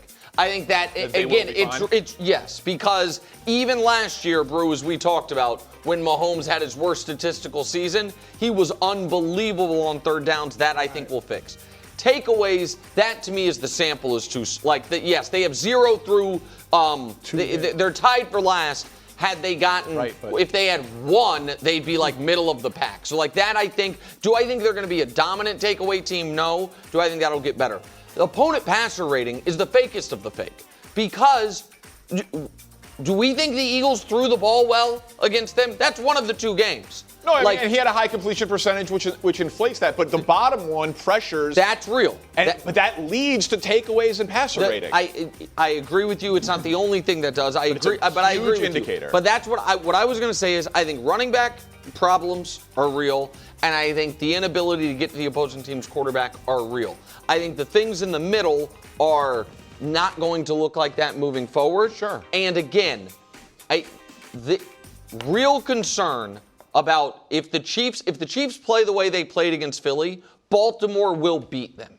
I think Baltimore's better than Philly. You know what I mean? Sure. And Baltimore is a more dynamic, at this moment, threatening offense than Philly is. The Chiefs are not losing to the Giants and Russell Wilson, and I'm not talking about it again. And I'll tell you right now, if they do, Danny, you might be in this chair Monday because I might be coming down with what Wild says. Next! Promotion. We're ending in Philadelphia.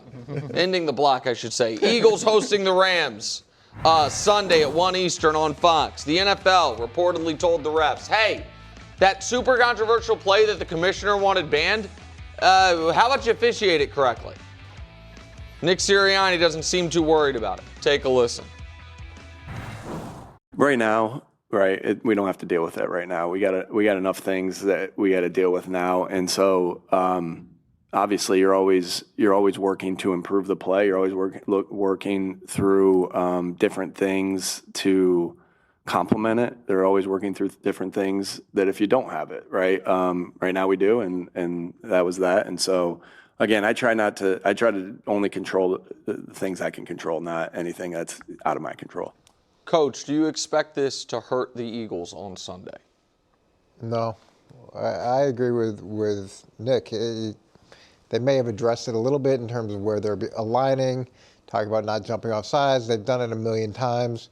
And it is a difficult play to officiate. So unless they want to make some sort of dramatic statement, the officials do, and someone's going to have to hang their hat on that to be that guy. And I don't know if you want to be that guy without it being clear cut. I don't see much changing. And are they going to officiate it both ways? So if the defense is in the neutral zone, are they going to call that as well? Would they be willing to call that?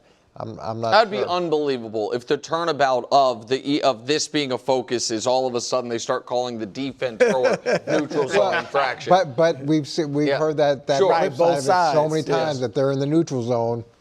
Yeah, go ahead. I think they'll be fine. I think this might even, especially seemingly knowing Sirianni's personality, they may go out and try to, if they do it and they have just as much success, then that also is another mental advantage they'll have. And look, even if the tush push doesn't work, they're giving the ball to Saquon Barkley behind the best offensive line in the league. So I think they'll be fine. It'd be hilarious if he did it on first down. Just to prove a point. He's like, I'm going to do it on all 4 downs. Listen, I think that train's coming down the tracks, boys. I do not want to see that. Yeah, no one wants to see it, which is why they should have voted to outlaw it last year. Listen, I find this play to be uninteresting, predictable, bad television. Predictable because nobody can stop him. Yeah, and you know what's coming. Normally, I like when the ball is snapped. I don't know if it's a run or a Nobody pass. can stop the Eagles, but a lot of people have stopped other teams that try to Right. run. Yes, right. So to me, the that's what gives. That's why you shouldn't ban this play, just because they're better at it than everybody else. Yeah, my guess is there will be a penalty called in this game on it, which can change a drive. Yeah. But in the aggregate, over the course of the season, say it got outlawed tomorrow, I still think the Eagles would be the best 3rd and short, 4th and short team in the league by a comfortable margin because of Saquon, because of their offensive line, because and of even Jalen, yeah, and because of Jalen Hurts, who can squat 600 pounds, so he can probably push the offensive line 6 inches forward if he needs to. So I think we talk about it a lot because it's controversial and it's weird and it looks different than everything else. But in terms of its impact on Philly's success, I think it's way overstated. See, here's where I totally disagree with you. I agree. I absolutely agree that they would be a great short yardage team either way. The best. I think Detroit's probably great at it. You know what I mean? I don't know. Baltimore should be great at short yardage, but Philly, the combination of Saquon and Jalen. The reason I think this play is massively important is not about the touchdowns. It's about 2 things. It's about their courage to go for 4th downs other teams won't in their own territory because it is such a lock, and the fact that they regularly on 3rd and 8 run the ball or throw intentionally short of the sticks where they're being let because the plan is if we get it within 2 yards, we'll go for it. I think that is where the real advantage is. I don't think it's when they have 1st and goal after a pass interference at the 1, and so that to me is a strategic difference. But you're still going under the premise that this is an unfair play. That No, they have an unfair advantage. I'm going under the and they're taking advantage of this unfair advantage. No. It's not that I think it's unfair. I agree with Roger Goodell. We're not going to have time to play the sound. Sean McVay, who called it a rugby play. Dan, who said it's ugly. It just doesn't feel like the NFL to me. But let me say this before we go. As a guy who's been a fan of the team, who all of a sudden the broadcasters were like, hey, that guy is lining up funny in Jawan Taylor, and it became a focal point. There is a sprawl of that. And the sprawl for the Chiefs that season was they're paying so much attention to where guys are lined up before the snap looking at Jawan Taylor. Oh, man, Kadarius Toney was offensive offsides on a game-winning touchdown. Like, you don't want the media narrative to be we need to focus on your team's infractions. That can have real effects. I think Philly feels it this weekend. That's all. Parkins Picks. I can't wait. Coach, what did you say about the martini? My God. Parkins Picks. That's right, Brew. Yeah, well, listen, I need one. Talk about this. small sample size. Danny tries to go 3-0. I beat him in week 1. Nobody cares. Yeah, because I beat him in week 1. Last year, this year. Right. I mean, that's next. Talk about dominance. That's right. Embarrassing. I am seeing the NFL very clearly. This is the official pick segment. I plug into the matrix. I see the league clearly. I'm not going to let 3-0 change me. I'm not scared of picking big games, taking the points with Detroit. Play in the wood with the Chicago Bears. Easy, easier, and easiest. I know that I'm right. Time now for the humblest pick segment in all of sports television. I bought this chain. I look forward to seeing you in the crown and the cape. Yeah. I look forward to it. Yeah, that's right. I earned this cape. But here's the thing. Sometimes because of lifestyle choices, my memory, not so hot anymore. I mean, I see the NFL very clearly, but when the memory's short term, it can kind of escape me. How did I do last week? How did it go? That's what it was. Talk about easy, easier, and easiest. My God. Rams over Titans. That was free money. Bills over Jets. Could have been 16.5 and it would have covered, Willie, but it was only 6.5. And then, Eagles Chiefs came down to the fourth quarter, but still wrong team favored. And the Eagles came out ahead. So 3-0 plus a fluke of a 1-2, 4-2. That's 66%, even better than the 65% from last year. But I'm not here to talk about the past. I'm here to make money in week 3. Number 1, the Chargers. Only 2.5. I'll be honest, scares me a little bit. Feels like it should be 3.5.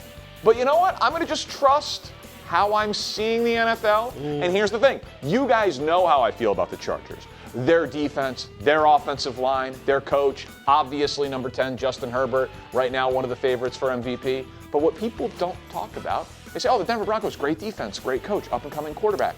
Maybe a lot of that is true. But what about the wins that the Denver Broncos have had?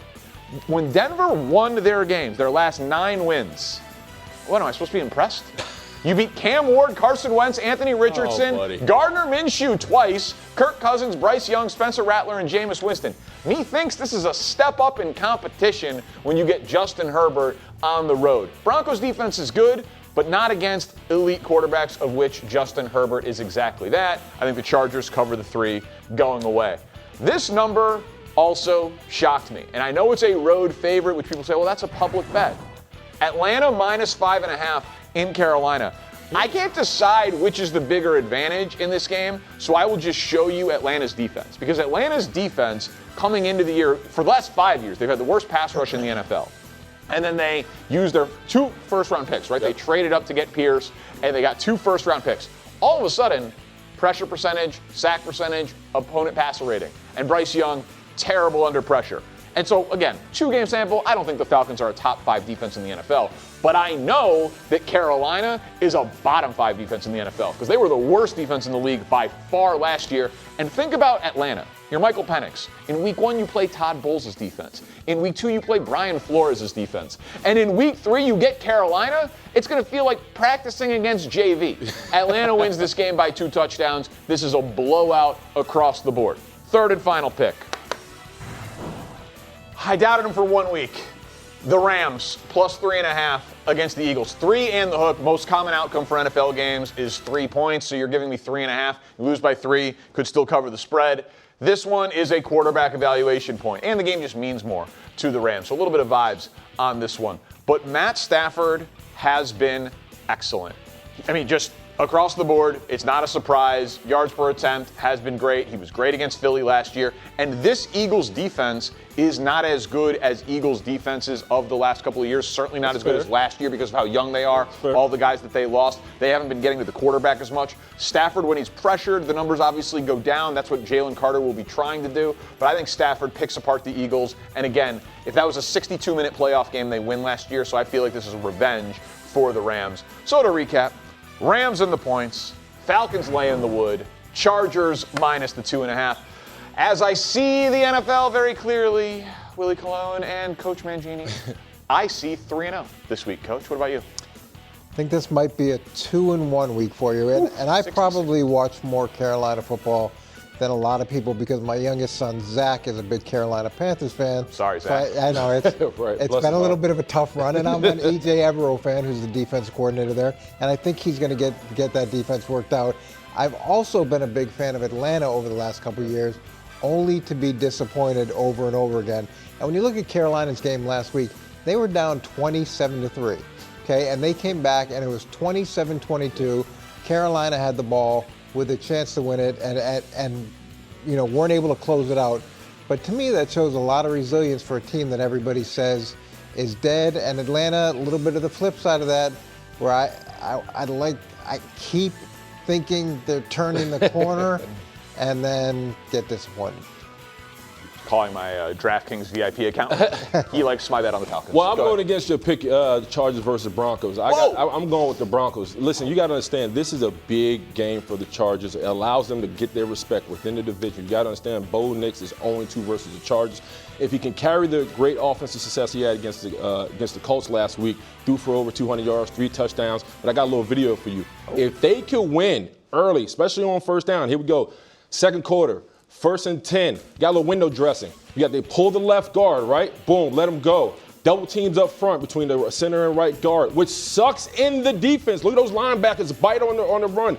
Bo Nix pulls the ball. He finds Troy Franklin for a big catch and a big gain. If they're efficient on first and second down and they play that way, they can run out the building with a dub against the Chargers. So I'm excited for Bo Nix. I'm excited for this offense, man. And I think they're going to upset the Chargers. Well, you're allowed to be wrong. Good tape, though. You're allowed to be wrong. Looks like 3-0 to me. And those games all happen on Sunday. Yes. One of the best matchups of the week is on Monday night as we go to Baltimore. The Ravens have the Lions at home. Ravens currently just 1-1, of course, despite their absolutely ridiculous numbers. They're a 4.5-point favorite in this game. Lamar Jackson, unbelievable stats for a number of years now, but he is not terribly interested in discussing his stats. Take a listen. I'm just trying to win. I don't pay attention to it. Only way I find out if somebody posted or something, I'm tagged in it and I mess around and see it. But other than that, I'm not looking for it. I'm trying to win games. So that's all that matters to me, really. Can Lamar and the Ravens afford a 1-2 start here? They're a 4.5-point favorite at home, Coach. I really like what Lamar's saying, and I believe that he doesn't worry about his statistics. And I think that's really positive. They're better positioned to survive a 1-2 start because of the division they're in. The Browns, they can't quite get out of their own way. There's been a lot of dysfunction there. Cincinnati, we talked about Joe Burrow going down. We don't know how that's going to play out moving forward, but that dramatically changes the division. And then in Pittsburgh, who knows what's going to happen with Aaron Rodgers and Arthur Smith. The defense has been incredibly disappointing. So the Ravens seem like they have a chance to run away with the division, even if they get off to this slow start. Where on the flip side, Detroit, they're going to be chasing Green Bay throughout the course of the season, and it's a different equation for them. Yeah, I expect a brawl in the Harbor Monday night. Like I said, the Lions are bringing Aiden Hutchinson, and Lamar's pulling up with ski mask in a getaway boat. Like I expect that, but this comes down to the deficiency of the Detroit Lions, especially with their injuries. Jack Campbell's banged up. You talk about Marcus Davenport being banged up. If they can't speed Lamar Jackson up, he's going to have a stat day. Like, he's going to light him up. He's that type of caliber. And they got the three-headed dog. You talk about him, Henry, Mark Andrews. And by the way, Isaiah likely is most likely will be back in this game. So, for me, I know he's going to show up. It's just it's a matter of what does the offensive side for the Detroit Lions look like. Because I expect a good game. Go ahead. Getting Isaiah likely back it's going to be big. That's big. Yeah, it's huge. Brew's not out here for S-Bob, and it's his team, the Ravens. But, like, I look at them very similarly to the Bills. It's like, if they lose the game, we are going to come in on Tuesday. Oh, no question. And we're going to be like, well, that was weird, but they can still win, right? Like if their losses are to Buffalo in Week 1 and then to the Lions on Monday Night Football, we will still all assume that the Ravens can win a Super Bowl. Yeah, but look how we consider those other two teams Super Bowl contenders. So now we say, well, if you can't beat the guys who are in competition for winning, especially Super Bowl, at home, how are we going to look at you now? Yeah, and I think that they might be downgraded in some people's eyes, but to Coach's point, they're going to be there at the end. Yeah. Because there is no doubt in my mind that Baltimore is a double-digit win team that will look very impressive statistically. And you never think of their division as being light, but this year it's light. Because of the Burrow injury and the trust in Rodgers, no question about it. All right, some big quarterback matchups this weekend. So we're going to roll out a little game. Stud or dud? I'll take the crown off. All right, time now for a new game, Stud or Dud, ahead of some honestly awesome quarterback matchups heading into the weekend, though unfortunately, inevitably, someone will be a dud. So, you guys ready to play? Let's rock. Yep. All right, let's do it. Who's first? Will Jalen Hurts be a stud or a dud against the Rams? I'm going dud. What? I'm going dud. I have never seen a passing profile like Jalen Hurts has had through 2 games. And I know the through 2 games thing is carrying a lot of weight there, and all of this will not. But Willie, time to throw, 7th longest, meaning he's being protected. Yet air yards per attempt, 2nd lowest, which means he's throwing short despite having a ton of time. Scrambling percentage, the highest in the league, meaning even though he has all of that time, he's still taking off and running. And this is the crazy one, throws between 10 and 19 yards. 0 attempts. He's not throwing to the intermediate portion of the field. I just cannot expect him to have a great passing game. Dud. I just wish you get over the numbers. The numbers, you're just so harped on the numbers, and I don't know why. Listen, to me, if the Rams play that umbrella coverage and they go RPOs, I think you will see quick strikes to A.J. Brown. and Devontae Smith. On top of that, one way to get after this Rams team is by hurrying up the tempo, because that's going to free substitution. So if he's able to do that, I expect him to air it out more than we've seen him in the last 2 weeks. So I'm going stud. I expect Jalen Hurts to be Jalen Hurts. And there's going to be a lot of people who think that that's a dud because the numbers aren't impressive. But if he wins the game, once again, he's a stud. Tell him, Coach. All right, your wins are a quarterback stat now. All right, I get it. What's next? Will Caleb Williams be a stud or a dud against the Cowboys on Fox? Please let it be a stud. Please be a stud. Deron Bland is out. It's going to be a shootout. If the season's over, if they fall to 0-3, our pets' heads are falling off. Now listen, it's only game 3 of the Caleb Williams-Ben Johnson marriage. But Caleb was a bum slayer last year. He ate against bad defenses. The Cowboys are a bad defense. It's in Chicago. I have no idea if the Bears are going to win the game, but I will legitimately be surprised if Caleb Williams does not have a stud-like performance. I thought he was good against Detroit. They just got blown out. I will be very surprised if he's not a stud on Sunday. Yeah, if there's a week for him to be a stud, this has got to be the week. And a lot of it's because of the problems that his defense has. So Dak Prescott's going to probably go light it up like he has so far the first 2 weeks of the season.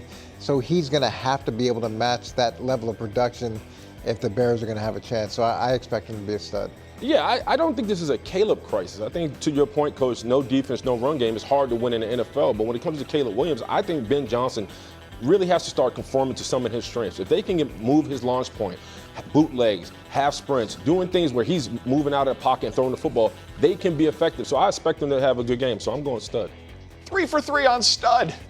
What could possibly go wrong? What could go wrong? Hype and expectation for a Bears quarterback? No way. I've never seen this before and been devastated. All right, who's next? Will Patrick Mahomes be a stud or a dud against the Giants? Yeah. Say it with your chest. Say so. Can I apply your Jalen Hurts logic to Patrick Mahomes? And if you're giving me that, then I will say stud. Because why I don't hold that against Mahomes like I hold it against Jalen is because it's the outlier for Mahomes, where it's the consistency for Jalen, right?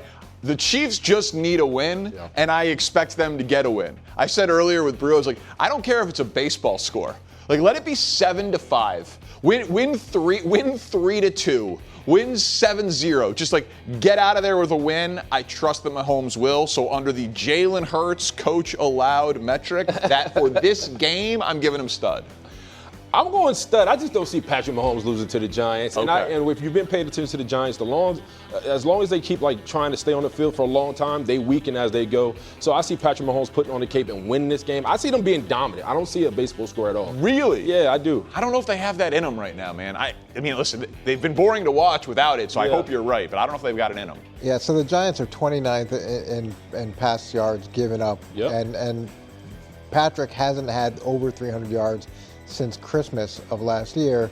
This could be his Christmas in September. It should be his Christmas in September. And I think the difference between him and Jalen is Jalen's never had that track record. That's not who he's been, where Patrick has been that a lot of times. And at some point, he's got to get back to being that. And he should get back to being that against a team that struggled as much. And we saw him take a lot of deep shots last week, right? So you tell there's an emphasis for explosive plays. So I think he's going to air it out against the Giants. All right, we got time for just one more. Will Justin Herbert be a stud or a dud against the Broncos? Peyton Manning? Oh, I'm sorry. Justin Herbert? Okay. Yeah, I mean, come on now. The hair, the arm. You love this man. Oh. Is there a poster in your house of Justin Herbert? I'm a little too old for posters, but like if we time traveled and you put, 21, somewhere in that range, absolutely. Listen, I think that also in this spot, not only do I expect him to play great, but I expect the narrative hype machine to just keep ramping up because everybody agrees Broncos defense is great. So all of a sudden, he's beating the Chiefs. Okay, that was really impressive. Then you beat the Raiders. Okay, it's not doing much, but he was awesome in the game. If all of a sudden people wake up on Monday and it's like, wait, Justin Herbert is a top statistical categories in the league with wins against every team in his division that put 3 teams into the playoffs last year, and he's got a 3 or maybe 4 game effective lead on the Chiefs in the AFC West, depending on how Sunday night goes. I think this is ripe for him to be a stud. Yeah, nobody loves Justin Herbert more than Danny besides Jim Harbaugh. And Jim Harbaugh said not only is he one of the best quarterbacks in the league right now, he may be one of the best quarterbacks ever. And that confidence that he has in him is contagious. And Justin Herbert seems to be feeling that same, or at least some of that confidence that maybe was missing in the past, seems to be pushing through from Jim and Danny into Justin, and there's a chance that he's... What great company. I love how DP is. Me and Jim Harbaugh drinking milk and having stuff together. Calling up talking about Harbaugh. Transforming Justin Herbert. Wearing some khakis, talking ball. I'm going dud. Yeah, I'm going dud. And it's because of this, one, because of Bo Nix. I think he's going to have a great game. But also this defense. Patrick Surtain talked about how they got whooped last weekend and how they weren't effective and they need to stand up. And I think they're going to respond to Justin Herbert because he's the legit threat. But on top of that, if you're the Broncos right now, you also have to sit him on the bench ball where you sustain long drives because the more opportunity he has at the football, he gets dangerous. So it's a little bit of gamemanship, but I see a dud coming. I got the Broncos winning. Oh, I like it. Wow, going against me and Harbaugh. Hey, man. Wow. Can we get Jim on the show? let's get Jim on the show. You got his number, Coach. So let's talk about Harbaugh. I think he's busy. No, he's not busy on a Wednesday. We'll take you on a Wednesday. All right, the pressure that Caleb Williams is under. I'm not sweating, as far as you can tell. Big game on Fox.